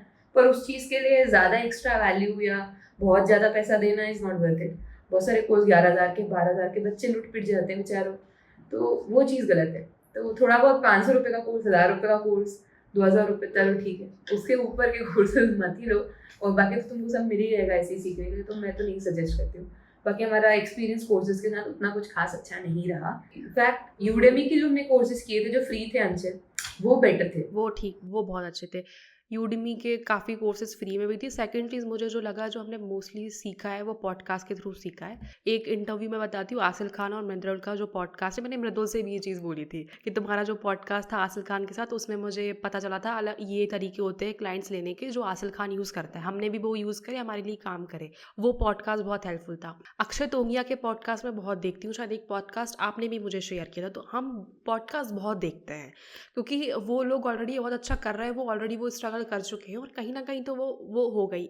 एक और मैंने ईशान शर्मा और वैभव सेसड्डी का एक पॉडकास्ट देखा था जो मुझे आज याद आ रहा था, मुझे किसी बड़े क्रिएटर का रिप्लाई आ गया तो मुझे वो पॉडकास्ट याद आया। तो वैभव सेसड्डी ने बोला था कि जब तक फॉलो बैक करते रहो, जब तक तुम्हें उसका रिप्लाई नो ना आ जाए या उसका कुछ रिप्लाई ना आ जाए, तब तक फॉलो बैक करते रहो, how badly you want that thing. तो मेरा तो ये होता है कि मैं जब तक फॉलो बैक करती रहती हूँ, पता नहीं मैंने किस किस को कितना कितना फॉलो बैक किया है। तो मतलब वो पॉडकास्ट से मेरी बहुत लर्निंग्स रही है, सारे पॉडकास्ट। इवन मेरे पास तो अभी डायरी भी रखी है जहाँ पे जो हमने यूडेमी का कोर्सेज भी किए थे ना, सारे कुछ चीज़ें जो लर्निंग्स हुई हैं वो सारी चीज़ें लिखी हैं। अभी देखो मैं बताती हूँ, एक अक्षय तोंगिया की एक वीडियो थी, आई थिंक के उसकी कुछ लर्निंग्स थे, 18 लेसन्स थे शायद, उसकी रीसेंट वीडियो आई है। तो उसमें यू बोला your revenue will come from your older clients, new client से आपको रेवेन्यू नहीं आएगी। तो वो एजेंसी लर्निंग मैंने पूरा सब कुछ लिख के रखा है, क्या क्या लर्निंग्स रही, क्या क्या लर्निंग नहीं रही है। तो वो फनल सारा कुछ रखा हुआ है, क्या क्या ईमेल्स लिखने हैं, कैसे कैसे लिखने हैं। एक और चीज़ लिखा है, अपने क्लाइंट से टेस्टिमोनियल्स मांगना, अपने वेबसाइट को बिल्ड करना। तो वो छोटी छोटी चीज़ें जो शायद हम नहीं कर रहे हैं, वो सारी चीज़ें मैंने लिख के रखी। तो कभी मैं प्रॉब्लम फेस करूँगी तो मैं वापस इस डायरी पे आ जाऊँगी। ये चीज़ मुझे पीयूष से पता चली थी कि जो भी चीज़ तुम देखो तो अकेला सिर्फ देखते मत रहा करो, उसके नोट्स ले लिया करो, तुम्हें वो चीज़ अपने दिमाग में रहेगी। तो मैं ऐसी चीज़ें सीखती रहती हूँ थोड़ी सी। तो पॉडकास्ट से काफ़ी लर्निंग्स रही है। श्रुति ने भी मुझे 1-2 पॉडकास्ट भेजे थे, श्रुति ने भी देखे थे, जो हमें काफ़ी हेल्पफुल मिले थे। मैं नहीं लिखती हूँ मेरे को लिखने में बहुत ही वो आता है और मुझे पढ़ने में भी बहुत वो आता है, तो मैं सिर्फ सुनने में विश्वास रखती हूँ सिर्फ सुनती हूँ। बट ये बहुत अच्छा हैबिट है, मैं सोच रही हूँ डायरी मेंटेन करूँ पर कर नहीं पा रही हूँ। तो काफ़ी टाइम हो गया अंचल। अब हम बात करते हैं कि हम लोगों को अगर जैसे कोई नया इंसान है और उसको एजेंसी स्टार्ट करनी है, वीडियो एडिटिंग के लिए क्लाइंट्स लाने हैं, उसके लिए ऐसे रोड मैप क्या हो सकता है, उसमें हम अपना छोटा छोटा ज्ञान भी देते रहेंगे बीच बीच में। तो मेरा तो यार देखो पहला ये ज्ञान रहेगा, फिर श्रुति अपना ज्ञान देगी, उसमें जो भी चीज़ें रह जाएंगी। तो मुझे पहले ये लगता है कि देखो सबसे पहली चीज़ तो ये, मुझे और श्रुति को बहुत टाइम लगा है अपने अपने फर्स्ट क्लाइंट को लेके आने। हम दोनों ने 1-2 साल तक फ्रीलांसिंग की, तो हमें फ्रीलांसिंग के बेसिक्स बहुत अच्छे से पता है। जैसे अगर हम वीडियो एडिटिंग भी कराते हैं तो भले ही हमें इतनी हाई फाई वीडियो एडिटिंग नहीं आती, लेकिन हमें बेसिक्स तो आते हैं। वीडियो एडिटिंग की ट्रांजिशन, यार ये स्मूथ नहीं था, ये चीज़ कलर ग्रेडिंग सही नहीं बैठ रहा है इसके साथ, हमें वो चीज़ें बहुत अच्छे से पता है क्योंकि हमने वो चीज़ें करके रखी है, हमने अपने चैनल्स के लिए तक एडिटिंग करके रखी है। और आपको पेशेंस तो लगेगा। आप ये सोचो कि आज आप फ्रीलांसिंग कर रहे हो, आपको 1-2 लाख रुपए मिल जाएंगे फर्स्ट महीने में, सेकंड महीने में या 1 साल में, तो नहीं होने वाला। आप किसी भी बड़े बड़े मतलब सहेली को देख लो, आप श्रेया पटार को देख लो, वेदिका को देख लो, या इवन श्रुति को देख लो, किसी को भी देख लो जिसको आपको देखना है, सबको एटलीस्ट 2 से 3 साल लगे हैं उस लेवल पे पहुंचने के लिए। तो आपको भी उतना ही टाइम लगेगा। इतना प्रेशर मत लो कि हमारे पास होगा या नहीं होगा। अगर फ्रीलांसिंग में आपको इंटरेस्ट है तो आप कैसे ना कैसे करके फिगर आउट कर ही लोगे, जैसे मैंने फिगर आउट कराया, श्रुति ने भी जैसे करके फिगर आउट किया। सेकंड चीज मुझे ये लगती है कि आप ये देखो कि मे बी शायद जो कोल्ड ईमेल मेरे लिए काम करें तो शायद आपके लिए काम ना करें, श्रुति के लिए शायद फाइवर काम कराओ तो मेरे लिए काम ना करे, या हो सकता है कि आपको कोल्ड ईमेल भी काम कर जाए, आपने इस पॉडकास्ट को सुन के करे, या आपको फाइवर भी कर पाए। लेकिन वो है कि कंसिस्टेंसी आपको रखनी पड़ेगी। अगर आप कोल्ड ईमेल लिख रहे हो तो एटलीस्ट 60 डेज के लिए कोल्ड ईमेल लिखो, चेक करो, टेम्पलेट्स चेक करो कि क्या लिख रहे हो क्या नहीं लिख रहे हो, उसके बारे में पूरी रिसर्च करो। मैंने कोल्ड ईमेल लिखने से पहले मैंने A/B टेस्टिंग क्या होती है कोल्ड ईमेलिंग में, कोल्ड ईमेल का फॉर्मेटिंग कितना अच्छा रखना चाहिए, क्या क्या नई नई चीजें हम लिख सकते हैं, तो वो सारी चीजें मैंने बहुत अच्छे से देखी थी। अब श्रुति ने भी फाइवर पे अकाउंट बनाने से पहले वीडियोस देखी होंगी कि क्या क्या वीडियो में कैसे पब्लिश करना है, तो वो आपको रिसर्च तो आपको करनी पड़ेगी, and how badly you want वो चीज़, तो वो चीज़ रहती है एक। और आप 10 जगह ट्राई करो, शायद आपको कोई एक जगह रिप्लाई आएगा, फिर उधर पे अपनी एनर्जी दे दो। जैसे मुझे कोल्ड ईमेल में बड़ा मजा आता है, तो मैं अब शायद नहीं करती, कोल्ड DMs नहीं करती हूँ, मैं फाइवर पे काम नहीं करती हूँ। श्रुति को फाइवर और अपवर्क पे मजा आ रहा होगा, तो श्रुति शायद उतना ज़्यादा टाइम नहीं देगी किसी और चीज़ में, तो वो जो चीज़ आपके लिए काम करने वाली वो आपको फिगर आउट तो करना ही पड़ेगा। वो होता है कोई फर्स्ट क्लाइंट को लाने के लिए कोई रोड मैप नहीं होता है, और आपको सिर्फ सच में आपको सिर्फ एक क्लाइंट चाहिए, एक फॉरेन क्लाइंट चाहिए जो आपकी ज़िंदगी बदल देगा। श्रुति एक और बात बोलती है कि शायद एक ऐसा कुछ हमारी जब फर्स्ट क्लाइंट का ही था, मार्टिन जब क्लोज नहीं हुआ था, श्रुति बोलती थी अंचल 10 इंडियन क्लाइंट को मैनेज करना और एक फॉरेन क्लाइंट को मैनेज करना बात बराबर है। और शायद हमें तो लगता भी नहीं है कि हम एजेंसी चला रहे हैं, क्योंकि सारे फॉरेन क्रिएटर्स इतने सिंपल हैं भाई, वीडियो भेजते हैं, हमारे एडिटर्स काफ़ी सही है, हम भी काफ़ी कम्युनिकेशन में सही हैं, तो काफ़ी स्मूथली काम हो जाता है हमारा। तो वो चीज़ें हैं कि वही होता है कि एक फॉरेन क्लाइंट आपकी ज़िंदगी बदल देगा, वही चीज़ होती है। श्रुति अब आप अपना बताओ। हाँ, मैं पहले इस चीज़ पे एक ऐड ऑन करना चाहती हूँ। ऐसा नहीं है कि इंडियन क्लाइंट्स अच्छे नहीं होते हैं, इंडियन क्लाइंट्स भी अच्छे होते हैं, लेकिन सबसे बड़ी दिक्कत क्या आती है इंडियन क्लाइंट्स के साथ कि आपको जो पैसा चाहिए, अब आप एजेंसी ओनर हो ना, तो आप अगर अपना पूरा पैसा जो है वीडियो एडिटर्स को ही दे दोगे, क्योंकि उनको भी अंडर पे नहीं कर सकते हो, एडिटिंग में बहुत टाइम लगता है, तो उसको भाई को उसका हक का पैसा तुमको देना पड़ेगा। पर तुम अगर उसको ही दे दोगे पूरा पैसा, वैसे भी अगर जैसे इंडियन क्लाइंट्स का बजट क्या रहता है, 500 रुपये में ये वाला वीडियो कर दो, इस तरीके का बजट रहता है, और फिर उनका फुटेज आएगा 25 मिनट्स का, 15 मिनट्स का, या जितने भी मिनट्स का, तो वो बहुत ही गलत टाइप का काम हो जाता है। फिर तुम्हें इंडियन क्लाइंट्स चाहिए तो तुम्हें प्रीमियम क्लाइंट्स ढूंढने पड़ेंगे, और एज अ क्रिएटर मुझे पता है क्रिएटर अकेला जो इंसान है उसके इतनी पेमेंट ही नहीं होती है कि वो बहुत सारा पैसा दे पाए तुम।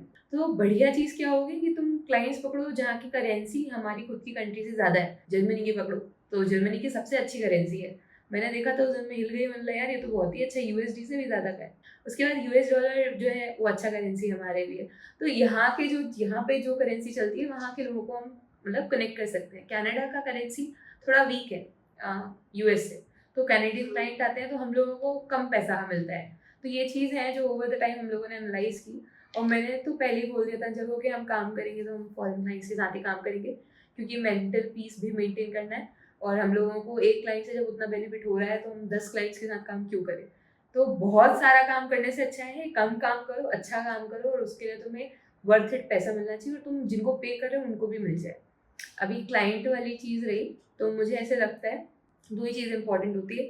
पहला ये है कि तुम रेगुलर ट्राई करते रहो, बहुत सारी जगहों पर करते ही रहो, मतलब वो कंटिन्यूस होना चाहिए। अब जब तुम सेटिस्फाई हो जाओगे वो बात अलग है। और हम लोगों ने एक गलती करी थी कि हम लोगों ने बीच में आउटरीचिंग थोड़ी सी बंद कर दी थी, तो क्लाइंट्स का अकाल आ गया था बीच में कि क्लाइंट्स ही नहीं थे। तो वो एक लेसन था कि भाई बीच बीच में वो नहीं होना चाहिए कि अब तो हैं क्लाइंट्स, जा भी सकते हैं क्लाइंट्स, तो उस चीज़ के लिए जो है आपको थोड़ी सी मेहनत करनी होती है। और दूसरी चीज़ जो बहुत इंपॉर्टेंट होती है कि जो क्लाइंट आ गया उसको रखने के लिए अंचल ने ये चीज़ बोली थी कि हम इसको फ्री थंबनेल दे दें। मैं ऐसे इंसान नहीं हूँ कि मैं दे दो फ्री में, मैं ऐसा नहीं, मैं मना करती हूँ, मैं बोलती हूँ रहने दो, कोई ज़रूरत नहीं है, फ्री की चीज़ों की वैल्यू नहीं होती, ऐसा वैसा, बट कोई बात नहीं, वो बोलती है तो फिर हम फ्री में भी दे देते हैं। और अगर उसको पसंद आ जाता है तो वो एडिटिंग के साथ फिर थंबनेल भी करवाता है। तो इस तरीके से आप उसको जितना ज़्यादा सर्विसेज ऑफर कर सकते हो, क्योंकि क्लाइंट तो एक ही है, उसको सारा काम दे दो फिर वो आप ही के साथ रहेगा और कहीं नहीं जाएगा। तो इस तरीके से क्या होगा, आपने पैसे भी बढ़ा लिए, आप काम भी एक इंसान के साथ कर रहे हो, कम्युनिकेशन भी आसान हो गया, और आपको मज़ा भी आएगा, मतलब आपका जो प्रॉफिट है वो बढ़ जाएगा। क्योंकि थंबनेल्स में इंडिया में कितना ही चार्ज करता है, कोई 500 रुपये लेगा ज़्यादा से ज़्यादा, 1000 रुपये लेगा ज़्यादा से ज़्यादा, पर तुम जो फॉरेन क्लाइंट्स हैं उनसे ज़्यादा चार्ज कर सकते हो। और ऐसा नहीं है कि सिर्फ थंबनेल के लिए चार्ज कर सकते हो, तुम बल्क में और जो है उनको बोल दो कि हम इतना लेंगे। जैसे अभी हमने रेयान को बोला था कि हम जो है आपको पहले $100 में एक वीडियो करके देंगे, रेयान स्टील तो जिसका भाई का बजट नहीं था उतना तो रेयान का उतना बजट नहीं था। फिर थोड़े टाइम हमने काम नहीं किया, फिर एक दिन पता नहीं क्या हुआ, फिर मैंने उसको बोला अच्छा $80 में करते हैं, तो मैं समझी उसका बजट नहीं था, तो फिर $80 में भाई फिर आ गया, फिर उसने हमें 5 वीडियोस दिए। तो फिर ऐसे कर करके बीच बीच में क्लाइंट्स को फॉलो बैक भी लेते रहना चाहिए, तो जो चले गए उनको वापस लाने की भी कोशिश हम कर सकते हैं। अच्छा, मैं थोड़ा फ्रीबीज पे ज़्यादा फोकस करती हूँ कि अगर कोई क्लाइंट है तो उसको फ्री में थंबनेल दे दिया, फ्री में बैनर दे दिया मैंने उसको, तो मेरा तो ये चीज़ रहती है कि मैं उसको कुछ ना कुछ फ्री में देती जाऊँ। मेरा तो हमेशा ये एक माइंडसेट रहता है, तो मैं मेंशन भी कर देती कि भैया हमने ये फ्री में दे दिया, तुमको रख लो। तो मुझे लगता है वो थोड़े से हैप्पी भी हो जाते, तो मुझे थोड़ा फ्री भी, मतलब ऐसा मुझे लगता है कि किसी स्टोर पे जैसे मैंने ये सोचा था कि जैसे लड़कियाँ नहीं होती है नायका, फिर वो नायका पे सेल आती है कि आप 5 प्रोडक्ट खरीदोगे तो एक आपको फ्री मिल जाएगा। तो लड़कियों को ना वो 5 प्रोडक्ट के पैसे दे रही, उनको उसकी एक्साइटमेंट नहीं है, वो फ्री की एक छोटी सी लिपस्टिक मिल जाएगी, उनको उसकी एक्साइटमेंट रहती है। तो मुझे लगता है कि लोगों को जो उस चीज़ के पैसे मिल रहे हैं ना, उनको उतनी वैल्यू नहीं लगी, उस फ्री की चीज़ की ज़्यादा वैल्यू लगती है उनको, अरे वाह उसने वो फ्री में दे दिया। तो मुझे वो थोड़ी फ्री की चीज़ और ओवर डिलीवर करना थोड़ा सा मुझे लगता है कि करना चाहिए। और थोड़ा मुझे उससे लगता है कि थोड़ा इम्पैक्ट पड़ता है, मे बी शायद आपको नहीं पड़ता हो, तो मुझे नहीं पता, मुझे लगता है कि हम लोग को तो पड़ता है, तो हम लोग कर देते हैं। और बताओ श्रुति, और हमें क्या डिस्कस करना है? तो अब ये बताओ कि, हाँ ये बताओ श्रुति कि हम जैसे रेगुलर किसी को क्लाइंट लेके आना पड़े, जैसे अभी मोस्टली फ्रीलांसर या वीडियो एडिटर्स ये पॉडकास्ट देख रहे होंगे और उनको वीडियो एडिटिंग के लिए और फ्रीलांसिंग के लिए क्लाइंट्स लेके आना है, तो यार वो क्या रोड मैप आपके हिसाब से लगता है उनको करना चाहिए? जो मिस्टेक शायद आपने करी हो, तो वो हमने जो करी हो वो अवॉइड करें और एक प्रॉपर ऐसा शेड्यूल बना लें जहाँ पे उनको रिजल्ट्स मिलना भी चालू हो जाए। कुछ लगता है आपको ऐसा कुछ है रोड मैप? हाँ, इधर पे हम अपनी वो श्रुति डिस्क्लोज कर देगी कैसे हमने $3000 वाला वो अपना प्रॉपर एक ख़त्म किया था, क्या हमारा हमने वो शेड्यूल बना के रखा था अपना। अपन लोगों ने तो, हम लोगों ने तो बस इतना ही किया था, मतलब ज़्यादा कुछ नहीं किया था। जैसे हम लोगों ने दिन में, हम लोग क्या करते थे, शाम में कनेक्ट होते थे और 25 ईमेल अंचल निकालती थी, 25 ईमेल में निकालती थी। बट अगर आप अकेले काम कर रहे हो तो आप अकेला इंसान 25 ही निकालो बस, हम दोनों मिलकर के 50 निकाल लेते थे और फिर 50 ईमेल्स भेज देते थे और उसके बाद जो है फॉलो बैक लेते थे अगले दिन। ऐसे ही हम लोग जो है लिंक्डइन पे भी जो है थोड़े बहुत जितने भी लोग हमने निकाले ना ईमेल्स, उन्हीं का लिंक्डइन अगर मिल जाता था तो लिंक्डइन पे भी उनको भेजते थे, उन्हीं लोगों का इंस्टाग्राम मिल जाता था तो इंस्टाग्राम पे भी भेज देते थे। तो इतना ही करते थे, कोई ज़्यादा बहुत भारी काम नहीं है। बट ईमेल निकालने में और वो सब यूट्यूब चैनल्स पे जाने में उसमें ही सबसे ज़्यादा टाइम लगता है, बाकी भेजने में इतना कोई वो नहीं है, फटाफट आप भेज सकते हो। मैसेजेस करने में कितना टाइम लगता है, लेकिन वो जो फाइंड करना होता है, तो चैनल निकालो, उसके बाद उसकी ईमेल निकालो, उसमें सबसे ज़्यादा टाइम जाता है। तो 2.5-3 घंटे में तो हम लोग 25-25 निकाल लेते थे, 2.5 घंटे में निकाल लेते थे आराम से बात करते करते, और उसके बाद फिर जो हम लोग भेज देते थे। तो यही सेम प्रोसेस हमने 30 डेज तक फॉलो करी। और जब बीच में हमको रिजल्ट्स नहीं मिल रहे थे ना, कि लोगों का रिप्लाई नहीं आ रहा है, तो हम लोगों ने बीच में थोड़ी टेम्पलेट भी चेंज की थी और फिर हम लोगों ने ऐसे कहा था कि हम लोग 50-50 निकालेंगे। तो बीच में अंचल ने भी 50 निकाली और मैंने भी 50 निकाली, तो हम लोगों ने 100 ईमेल्स निकाली हैं दिन की। अभी लोग बोलते हैं कि 1000 भेजते हैं हम तो AI से निकाल करके, तो वो कई बार क्या होता है, डेड ईमेल्स भी आ जाती हैं। अभी AI या ऑटोमेशन पे आप काम कर रहे हो, हमने जो मैनुअल प्रोस्पेक्टिंग की, हमें पता है वो क्रिएटर जिंदा है, मतलब वो डाल रहा है वीडियो और वो एक्टिव क्रिएटर है, तो इसी कारण उसको पिच करेंगे तो शायद देख भी लेगा, या मेल अगर चेक करता है या एक्टिव है या इंस्टाग्राम पे कहीं तो देखेगा, 3-4 प्लेटफॉर्म्स में कहीं तो देखेगा और वो हमको रिप्लाई देगा। नहीं देगा तो हम फॉलो बैक करेंगे तो मना तो कर ही देगा गुस्से में। कई लोग कर देते हैं कि हमें प्लीज़ कॉन्टैक्ट मत करना, हम माफ़ करो। तो मुझे पता है इरिटेशन होता है, बट एटलीस्ट रिप्लाई आ जाता है। तो कई लोग ना बोलेंगे, कई लोग हाँ बोलेंगे, तो तुमको रिप्लाई आ जाएगा। तो यही सिंपल सा रोड मैप है कि भाई दिन की 25 ईमेल लिखो, उन्हीं 25 ईमेल जिनकी निकाली है जिन यूट्यूबर्स की, उन्हीं को लिंक्डइन पे भी डाल दो और उन्हीं को जो है इंस्टाग्राम पे भी डाल दो। थोड़ा अकाउंट अच्छा सा बना लेना। इंस्टाग्राम पे ज़्यादा मत करना, इंस्टाग्राम बैन कर देता है, रिस्ट्रिक्ट कर देता है, और लिंक्डइन भी रिस्ट्रिक्ट कर देता है, और यूट्यूब भी इनफैक्ट एक टाइम के बाद लिमिट कर देता है आपकी कि अब आप नहीं निकाल सकते। तो 4-5 अकाउंट रखना, स्विच कर करके जो है ईमेल्स निकाल सकते हो। मैं ये बता देती हूँ कि आखिर मैं कैसे कोल्ड ईमेल वगैरह कैसे कैसे लिखना है, फिर आप अपना बताना फाइवर पे अकाउंट कैसे बनाना है, कैसे मैं 2 क्लाइंट्स मतलब कैसे मिल गए थे फाइवर वगैरह। आपको ईमेल का बताना तो आप ईमेल का भी साथ में इसमें बाद में ऐड कर देना। तो पहली चीज़ मैं बता देती हूँ कि अगर आपको कोल्ड ईमेल ट्राई करना है तो आपको कैसे ट्राई करना है। पहली चीज़ तो आपको, सबसे पहली चीज़ जो मिस्टेक करते हैं एजेंसी ओनर भी जो या फ्रीलांसर्स भी, वो ये होती है कि उनको अपनी टारगेट क्लाइंट्स ही नहीं पता होता, वो सबको सेल कर रहे होते हैं अपनी सर्विसेज। हम अपनी सर्विसेज सबको सेल नहीं करते, हमें मुझे और श्रुति को पता है कि हमारे टारगेट क्लाइंट्स क्या हैं। मे बी उनके सब्सक्राइबर्स इतने ना हो बट वो रेगुलर होने चाहिए यूट्यूब पे। सेकंड, उनके पास main source of income YouTube ना हो, उनकी कोई अदर सोर्स ऑफ इनकम हो, वो सिर्फ अपना फाइवर पे मे बी बनाने के लिए आए, अपना एक ब्रांड बिल्ड करने आए, तो वो हमें पैसा दे पाए। तो सेकंड चीज़ उनकी पैसा होने चाहिए। हम कभी भी फ्रीलांसर्स को पिच नहीं करते हैं यूट्यूब पे क्योंकि उनके पास पैसे नहीं होंगे या तो वो एजेंसी ओनर रहे। तो हमें अपने टारगेट क्लाइंट पता है। जैसे तीसरी चीज़ हमें अपने टारगेट क्लाइंट का ये पता है, हम इंडियन क्लाइंट को पिच नहीं करेंगे, हम फॉरेन क्लाइंट्स को पिच करेंगे, उनकी हमसे ज़्यादा करेंसी होगी। तो ये 3 फीचर्स हम मेनली देखते हैं। तो ऐसे आपको भी पता होना चाहिए कि आप किसके लिए लिखने वाले हैं। अब इससे आप नैरो डाउन कर लोगे तो आपको पता रहेगा, आप सही इंसान के पास जाओगे। फिर एक नेक्स्ट चीज़ ये होती है कि आप 4-5 अकाउंट बना दो, स्विच कर करके अपनी ईमेल्स निकालते रहो। फिर उसके बाद अपना एक फिक्स कर लो, शीट बना लो, गूगल शीट पे मेंटेन कर लो। जैसे शीट नंबर 1 पे नेम लिख लिया, शीट नंबर 2 पे अपने यूट्यूब लिंक लिख लिया, शीट नंबर मतलब उस पे कॉलम नंबर 3 पे अपना ईमेल लिख लिया जो ईमेल लिखा लो, कॉलम नंबर 4 पे अगर कोई दूसरा सोशल मीडिया उसने दे के रखा है। तो ऐसे दिन के जब अगर सोलो कर रहे हो तो 25 निकालो, 10 निकाल पाओ, लेकिन रेगुलर वो निकालते रहो। ऐसा नहीं एक दिन 25 निकाली और एक दिन 5 ही निकाली। 10 निकाल रहे हो तो 10 ही निकालो फिर पूरे 30 दिन या 60 दिन तक, वो चीज़ करो।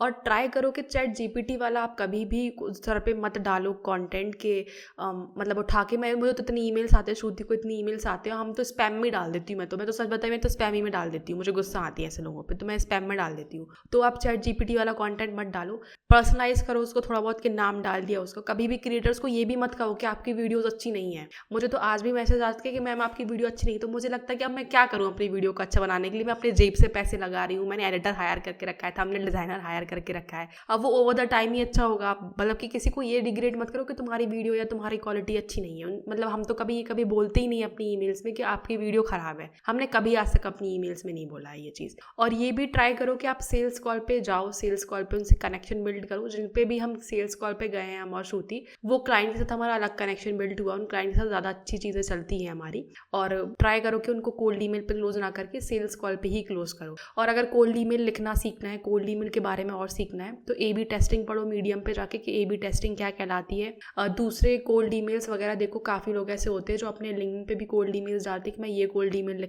लिखता हूँ या वो कोल्ड ईमेल लिखता हूँ, तो वो चीज़ करो। और नेटवर्किंग करो। मे बी शायद जैसे मैंने अभी बताया कि बहुत सारे हमारे पहचान में, मेरे पहचान में काफ़ी जो पॉडकास्ट पे एजेंसी ओनर्स आते हैं, तो वो मुझे बताते हैं कि उनकी रूम वीडियो काम नहीं कर रही है, या कोई मुझे बताता है कि मैं ऐसे लीड्स निकालता हूँ, तो मैं उनकी भी बातों को सुनती हूँ और फिर उनकी लर्निंग्स को अप्लाई करती हूँ। तो वो नेटवर्किंग करके आपको ये चीज़ भी समझ में आएगी कि भाई ये चीज़ कैसे की जाती है। ट्राई करो कि अपनी फील्ड के लोगों से कनेक्ट कर पाओ, जो आपसे ऊपर है आप उससे कनेक्ट कर पाओ। तो अभी तक तो कोल्ड ईमेल में हमने लिखा, और मोस्ट इंपॉर्टेंट होता है फॉलो बैक करना। मतलब 3 फॉलो बैक तो हम लेते ही हैं, 2 या 3 फॉलो बैक तो लेते ही हैं, तो वो हमें बहुत हेल्प करता है। फॉलो बैक वगैरह बहुत इंपॉर्टेंट होते हैं।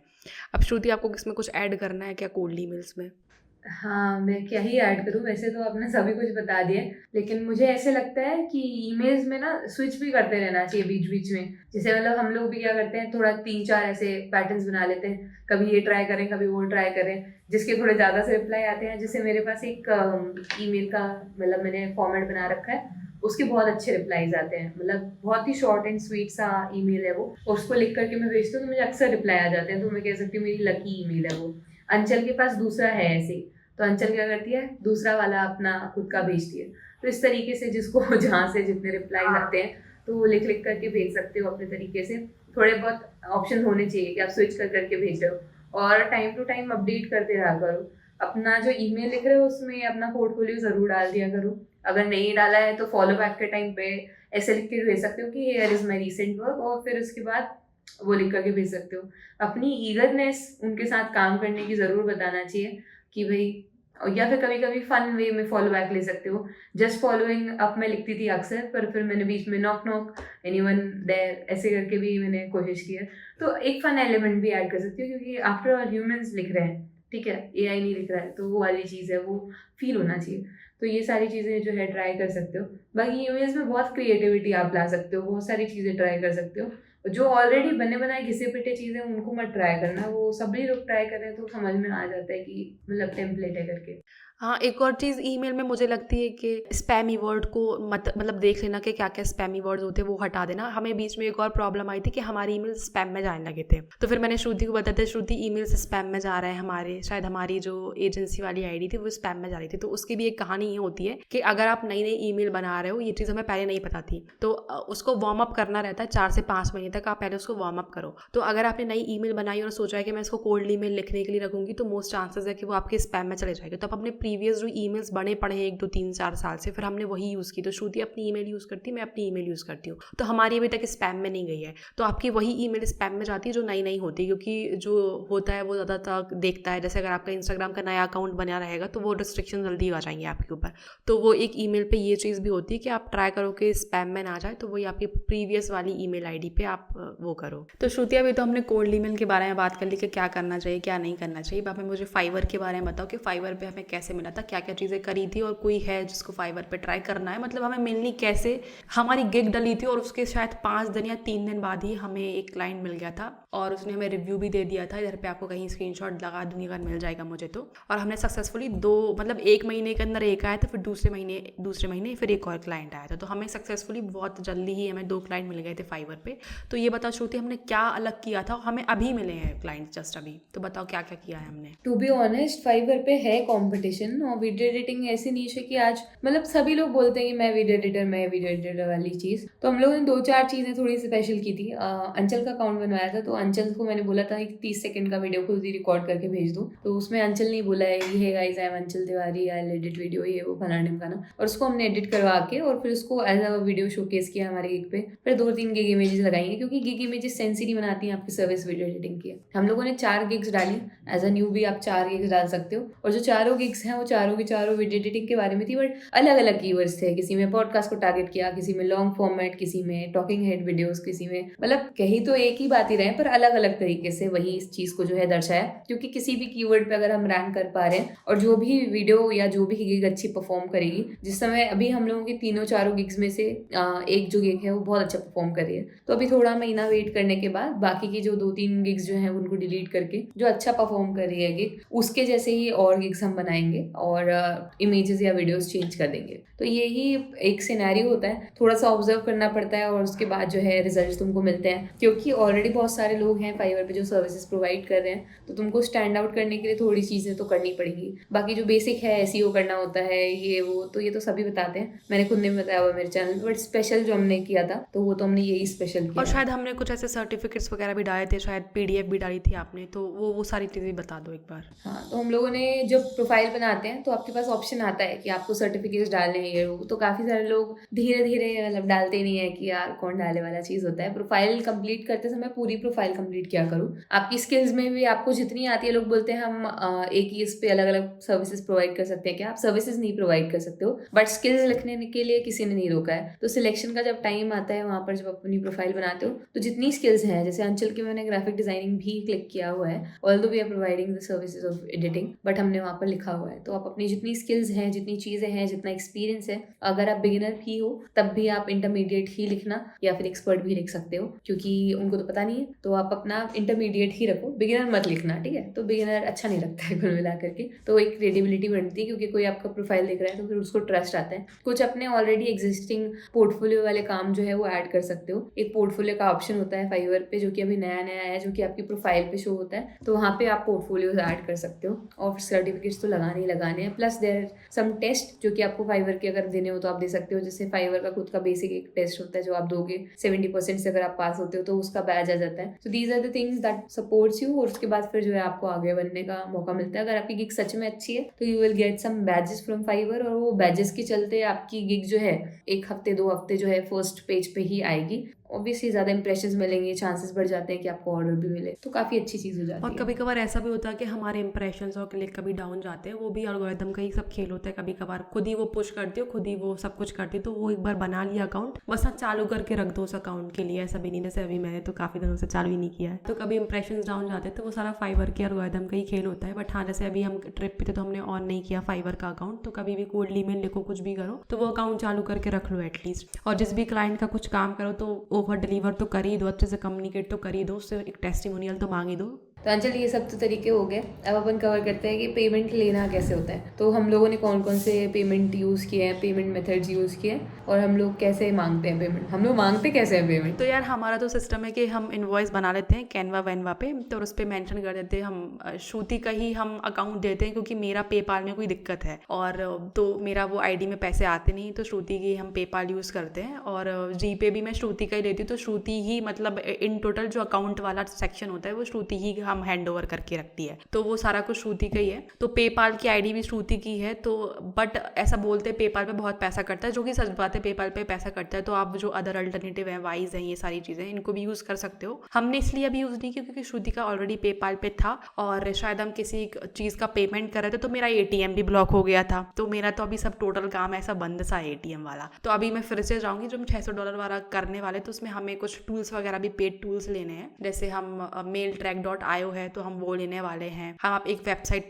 पोर्टफोलियो बनाएंगे प्रॉपर तरीके से। अभी हमारी कैनवा पे वेबसाइट पोर्टफोलियो है शायद, या ड्राइव की हम यूज़ करते हैं, बट हम प्रॉपर वेबसाइट पोर्टफोलियो के थ्रू ही अब पिच करने वाले हैं। थोड़ा सा एडवांस लेके जाएंगे क्योंकि अब ये थोड़ा सा बड़ा चैलेंज होने वाला है। तो फिर मैं एक प्रॉपर ATM बनाऊंगी जहाँ पे इंटरनेशनल इनकमिंग और आउटगोइंग सब कुछ चालू रहे, तो मैं पेमेंट भी कर पाऊँ। तो अभी वैसे आप वाइज वगैरह भी यूज़ कर सकते हो, बहुत नॉर्मल होती हैं ये चीज़ें। आप 1-2 बार देखोगे ना तो आपको समझ में आ जाएगा कि कैसे इनका वेरिफिकेशन वगैरह होता है, और 1-2 दिन के अंदर सब कुछ वेरिफिकेशन हो सकता है। बट अभी हम तो पेपाल ही यूज़ कर रहे हैं। क्लाइंट्स के बारे में बताओ अंचल, कि एक इंसान को क्लाइंट्स ढूंढने हो क्या क्या तरीके हो सकते हैं? मतलब बहुत सारे तरीके हैं, बट हमने तो अपना बता ही दिया, बट फिर भी पूरा लिस्ट कर दो कि कौन कौन से तरीके हो सकते हैं। देखो, मैं बिगिनर से एडवांस लेवल पे ही बता देती हूँ। श्रुति, फिर आप ऐड कर देना जो आपको लगता है मिसिंग आउट है। पहली चीज़ तो आप क्रिएटर्स को फॉलो कर लो, जैसे मैं हो गई, श्रुति हो गई, और बहुत सारे क्रिएटर्स हैं। तो हम जैसे जिनके पास एडिटर होते हैं, अब ऐसे इंसान को ही फॉलो करना जिसको ज़रूरत होती है। मतलब ऐसा नहीं आप किसी फ्रीलांसर को फॉलो कर लो जिसके पैसे नहीं है देने के लिए, वो खुद की वीडियो एडिट कर रहा है। क्योंकि इंडिया में थोड़ा सा ये चीज़ का नहीं है,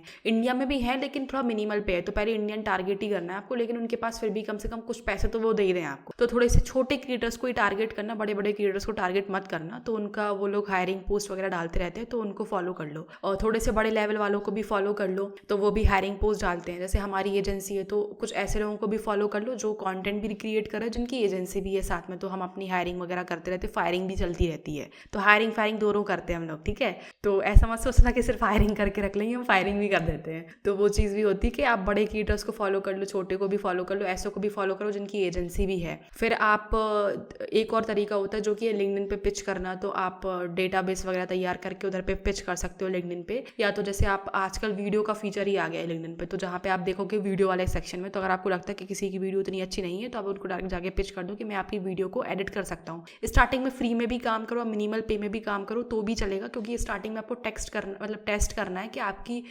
एडिटिंग स्किल्स कितनी अच्छी हैं। आपको सॉफ्ट स्किल्स पे क्योंकि काम करना है स्टार्टिंग में, पैसों के पीछे बिल्कुल मत भागना, मैं ये चीज़ बार बार बोलूँगी। उसके बाद फिर आप लिंक्डइन हो गया ये एक चीज़। दूसरी चीज़ हो गई जो हमने कोल्ड ईमेल का बताया, वो ईमेल आईडी निकाल के कर लो। फिर फाइवर और अपवर्क पे भी, मतलब इन सब चीज़ों में देखो टाइम लगेगा, टाइम देना पड़ेगा, चीज़ें लगेंगी। तो फाइवर और अपवर्क हो गया। कोल्ड DMs कर लो इंस्टाग्राम पे, तो आपकी रील्स आती रहती हैं, तो जिनका आपको लगता है कि जिनका आप अच्छा कर सकते हो। ऐसा नहीं है कि मेरी और श्रुति की वीडियो उतनी लेवल की आप वीडियो एडिट कर ही ना पाओ और अब हमें पिच कर रहे हो उस चीज़ के लिए, या किसी भी क्रिएटर के लिए। तो अगर आप कुछ अच्छा कर सकते हो, उस लेवल का कर सकते हो, तो ही किसी को पिच करो। तो इंस्टाग्राम पे भी आप तभी पिच करो जब आपको लगता है कि आप हेल्प कर पाओगे उनकी।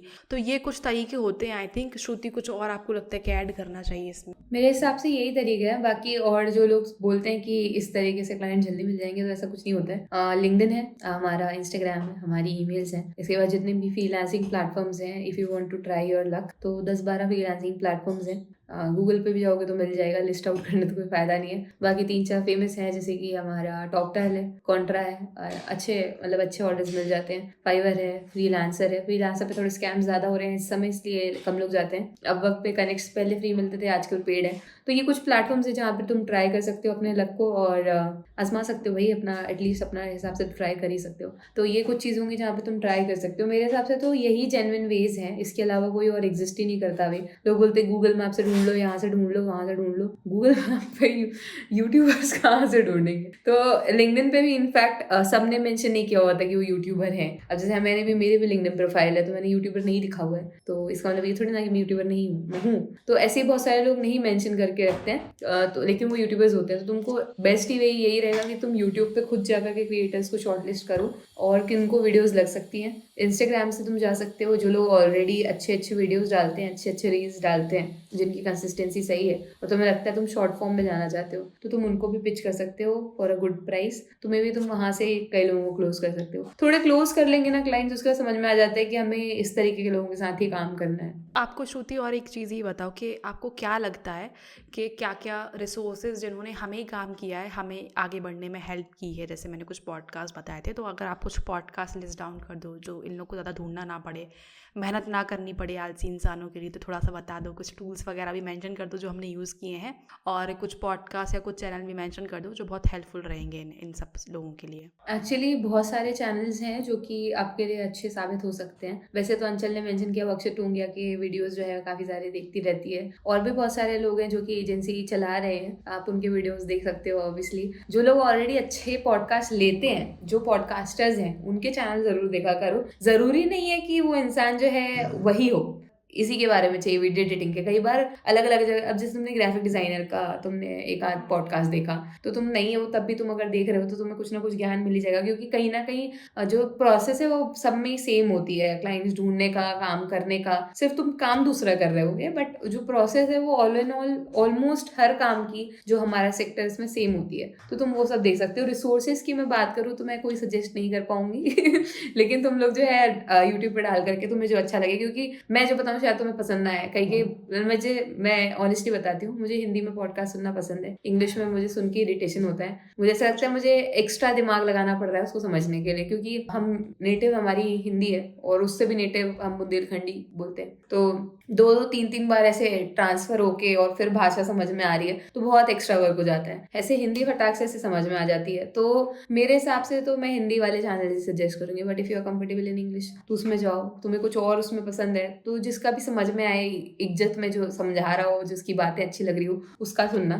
एक चीज़ और मैं बोलूँगी कि जो इम्पोर्टेंट होती है, ब्लॉग्स पढ़ सकते हो कुछ। मैंने हब पोस्ट का है उनके ब्लॉग्स पढ़ते हैं तो उन्होंने काफ़ी अच्छा बताया है। रिसोर्सेज के नाम पे एक चीज़ जो है मैं बहुत ज़्यादा सजेस्ट करूँगी, अगर अंचल डिस्क्रिप्शन में उसकी लिंक भी डाल सकती है। यूडेमी के हम लोगों ने 3-4 कोर्सेज, 5-6 कोर्सेज आई हम लोगों ने निकाले थे कोल्ड ईमेलिंग के बारे में। उन्होंने बहुत अच्छी साइकोलॉजी और बहुत अच्छे अच्छे फैक्ट डाले थे जो जनरल, मतलब जो हमने पे किया था ना कोर्स के लिए, उसमें भी नहीं था वो सब कुछ, और वो चीज़ें हमने फ्री वाले कोर्स में थी। तो अगर तुमको सच में कोल्ड ईमेलिंग का सीखना है कि कैसे किया जाता है, क्या उसके पीछे का क्या चीज़ें होती है, और कैसे लिखा जाता है एक अच्छा ईमेल जो कि तुमको रिजल्ट्स दे, तो वो वाले कोर्सेज ज़रूर अंचल डिस्क्रिप्शन में डालेगी और तुम उन सबको करके देखना। सारे फ्री हैं और 6 कोर्सेज आएंगे, 5 या 6 कोर्सेज हैं, वो सारे के सारे तुम कर लेना। उनको करने के बाद तुम्हें ईमेल के लिए तो एटलीस्ट कहीं नहीं जाना पड़ेगा, और वही सेम चीज़ है क्योंकि मैसेज ही लिख रहे हो, तो वही सेम चीज़ इंस्टाग्राम पे भी फॉलो होगी, लिंक्डइन पे भी फॉलो होगी, तो तुम्हारा काम बहुत आसान हो जाएगा। और बाकी अगर रिसोर्स की या टूल की बात करूँ तो हम लोगों ने एक ही टूल यूज़ किया है IES अभी तक, जो कि हम मेल्स भेजने के लिए करते हैं, जो बल्क में भेजते हैं,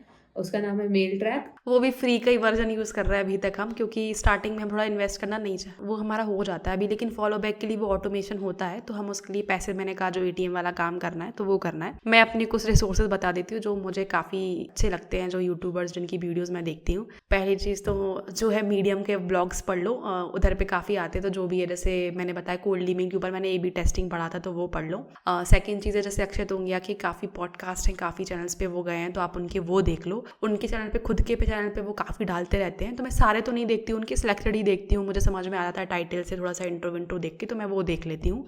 फिर जैसे मैंने बोला था आसिल खान और मधुल का एक पॉडकास्ट था जो बहुत हेल्पफुल था, वो मुझे लगता है सारे फ्रीलांसर्स को देखना चाहिए, तो उसकी डिस्क्रिप्शन में तो मैं लिंक दे ही दूंगी, और जो भी मैंने देखे हैं वो भी मैं डिस्क्रिप्शन में दे दूंगी। फिर मुझे नहीं लगता कि कोई भी कोर्स करना चाहिए, सारी चीज़ें यूट्यूब पे फ्री में अवेलेबल है, यूट्यूब पे सारे कुछ आप जाके देखोगे, पॉडकास्ट मेनली मिल जाएंगे आपके लिए। और एक और चीज़ मैं बोलना चाहूँगी इस पर कि नेटवर्किंग ने काफ़ी मेरी तो स्पेशली हेल्प की है। तो जैसे मुझे कोई प्रॉब्लम भी होती है तो मैं, पता चली मैं अंकुर वारे को एडिटर से पूछ रही हूँ, पता चला मैं फिर किसी एजेंसी ओनर से पूछ रही हूँ, तो वो मेरे नेटवर्क के थ्रू, मेरे पॉडकास्ट पे जो लोग आते हैं, मैं उनसे एक नेटवर्क बिल्ड करके, किसी के सबसे साथ नहीं हो पाता है, जिनके साथ है तो उनके साथ हम नेटवर्क बिल्ड करके रखे हैं, तो वो हमें ऐसे हेल्प करते रहते हैं, हम उनकी हेल्प करते रहते हैं। जैसे काफ़ी लोग हैं ऐसे जो इंडियन क्रिएटर्स ही हैं और जो काफ़ी अच्छे खासे लेवल पे हैं और काफ़ी अच्छे लोगों के लिए काम कर रहे हैं, उनके वो इतना हमें हमें पे नहीं करते, बट स्टिल हम उनके लिए काम करते हो, शायद हम अपनी जेब से पैसा लगा देते हो अपने एडिटर्स को या अपने डिज़ाइनर्स को अपनी जेब से दे देते हो, क्योंकि हम उनके साथ एक रिलेशन बिल्ड करना चाहते हैं, क्योंकि वो हमें हेल्प करेंगे, हम उनकी हेल्प करेंगे। तो वो एक इंडस्ट्री में हम लोगों ने एक इकोसिस्टम बोल लो या कुछ ऐसे बना के रखा है जहाँ पे हम उनकी हेल्प करते हैं, वो हमारी हेल्प करते हैं, क्योंकि वो बहुत अलग लेवल पे हैं, अभी तो हम स्ट्रगल कर रहे हैं, तो वो बहुत हेल्प करते रहते हैं हमारी। तो वो एक चीज़ हमने ऐसा नेटवर्किंग के थ्रू एक इकोसिस्टम बना के रखा है।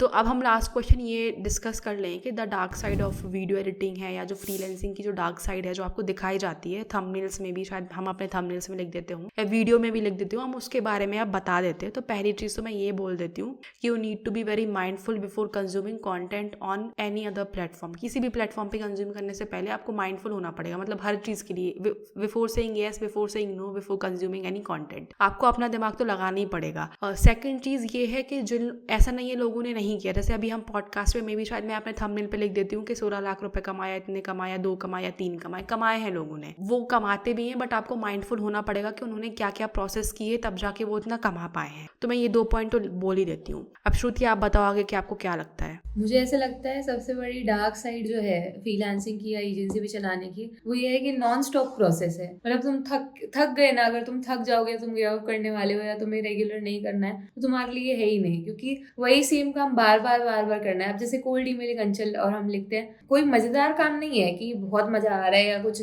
डोपामिन रिलीज वाली चीज नहीं है, बट हम लोग पैशन से करते हैं कि नहीं करना ही है, फिर ऐसी वाली चीज है। तो हम लोगों ने बीच में पूरे 50 ईमेल्स भी निकाले हैं अपने एंड से, तो वो करना ही है, तो फिर करना ही वाला सीन होता है। तो अगर तुम बहुत डिटरमाइंड हो तभी तुम्हारे लिए ये चीज है। बाकी लोग बोल देते हैं कि क्लाइंट्स आ जाते हैं, नहीं आ जाते हैं, पर वो बहुत बड़ा डिमोटिवेशन भी बनता है कई लोगों के लिए। आ जाएंगे, पर तुम्हें बस अपना खुद का गोल देखना है कि तुमको सिर्फ एक क्लाइंट चाहिए और तुमको सिर्फ 25 ईमेल्स देनी है, वो सिर्फ है ना, वो लगाना बहुत जरूरी है, तभी तुम आगे का कुछ कर पाओगे। और मुझे ऐसा लगता है कि मतलब उतना पैसा आप आराम से कमा सकते हो, but the thing is that आपको वो स्ट्रगल्स करने पड़ेंगे। फ्रीलांसिंग लोगों को लगती है बहुत क्विक स्कीम है जहाँ, या वीडियो एडिटिंग या ग्राफिक डिजाइनिंग जहाँ पे हम पैसे बना सकते हैं, बट आपको ये समझना पड़ेगा अगर आप एक फ्रीलांसर हो तो है ना, आपको पर्सनल ब्रांडिंग भी करनी है, आपको क्लाइंट के साथ डील भी करना है, सॉफ्ट स्किल्स भी काम करना, हार्ड स्किल्स पे भी काम करना है, आपका कनेक्शन नेटवर्किंग भी बना के रखना। जब तक आप ये नहीं करोगे आप एक सक्सेसफुल फ्रीलांसर नहीं बन पाओगे। और जो भी आप सक्सेसफुल हैं उन्होंने ये चीज़ें की हैं, आप किसी से भी जाके पूछ लोगे, सबने नेटवर्किंग की होगी, सबने पर्सनल ब्रांडिंग पे काम किया होगा। आप किसी भी क्रिएटर को देख लो, हम भी अपनी पर्सनल ब्रांडिंग कर ही रहे हैं, हम भी सब चीज़ों को मैनेज कर ही रहे हैं। तो इसका कोई शॉर्ट स्कीम मतलब कि शॉर्ट कोई रास्ता नहीं है, कोई शॉर्टकट नहीं है कि आपको ये नहीं करना पड़ेगा, आपको ये करना ही पड़ेगा। और लोग बोलेंगे कि मतलब मिलता है यार, देखो पैसा है, हर एक इंडस्ट्री में पैसा है, वीडियो एडिटिंग में भी भयंकर पैसा है, हम तो डील करते हैं उस लेवल पे, तो हमें पता है कितना पैसा है, कितना आप चार्ज कर सकते हो। But the thing is that कि आपको उतना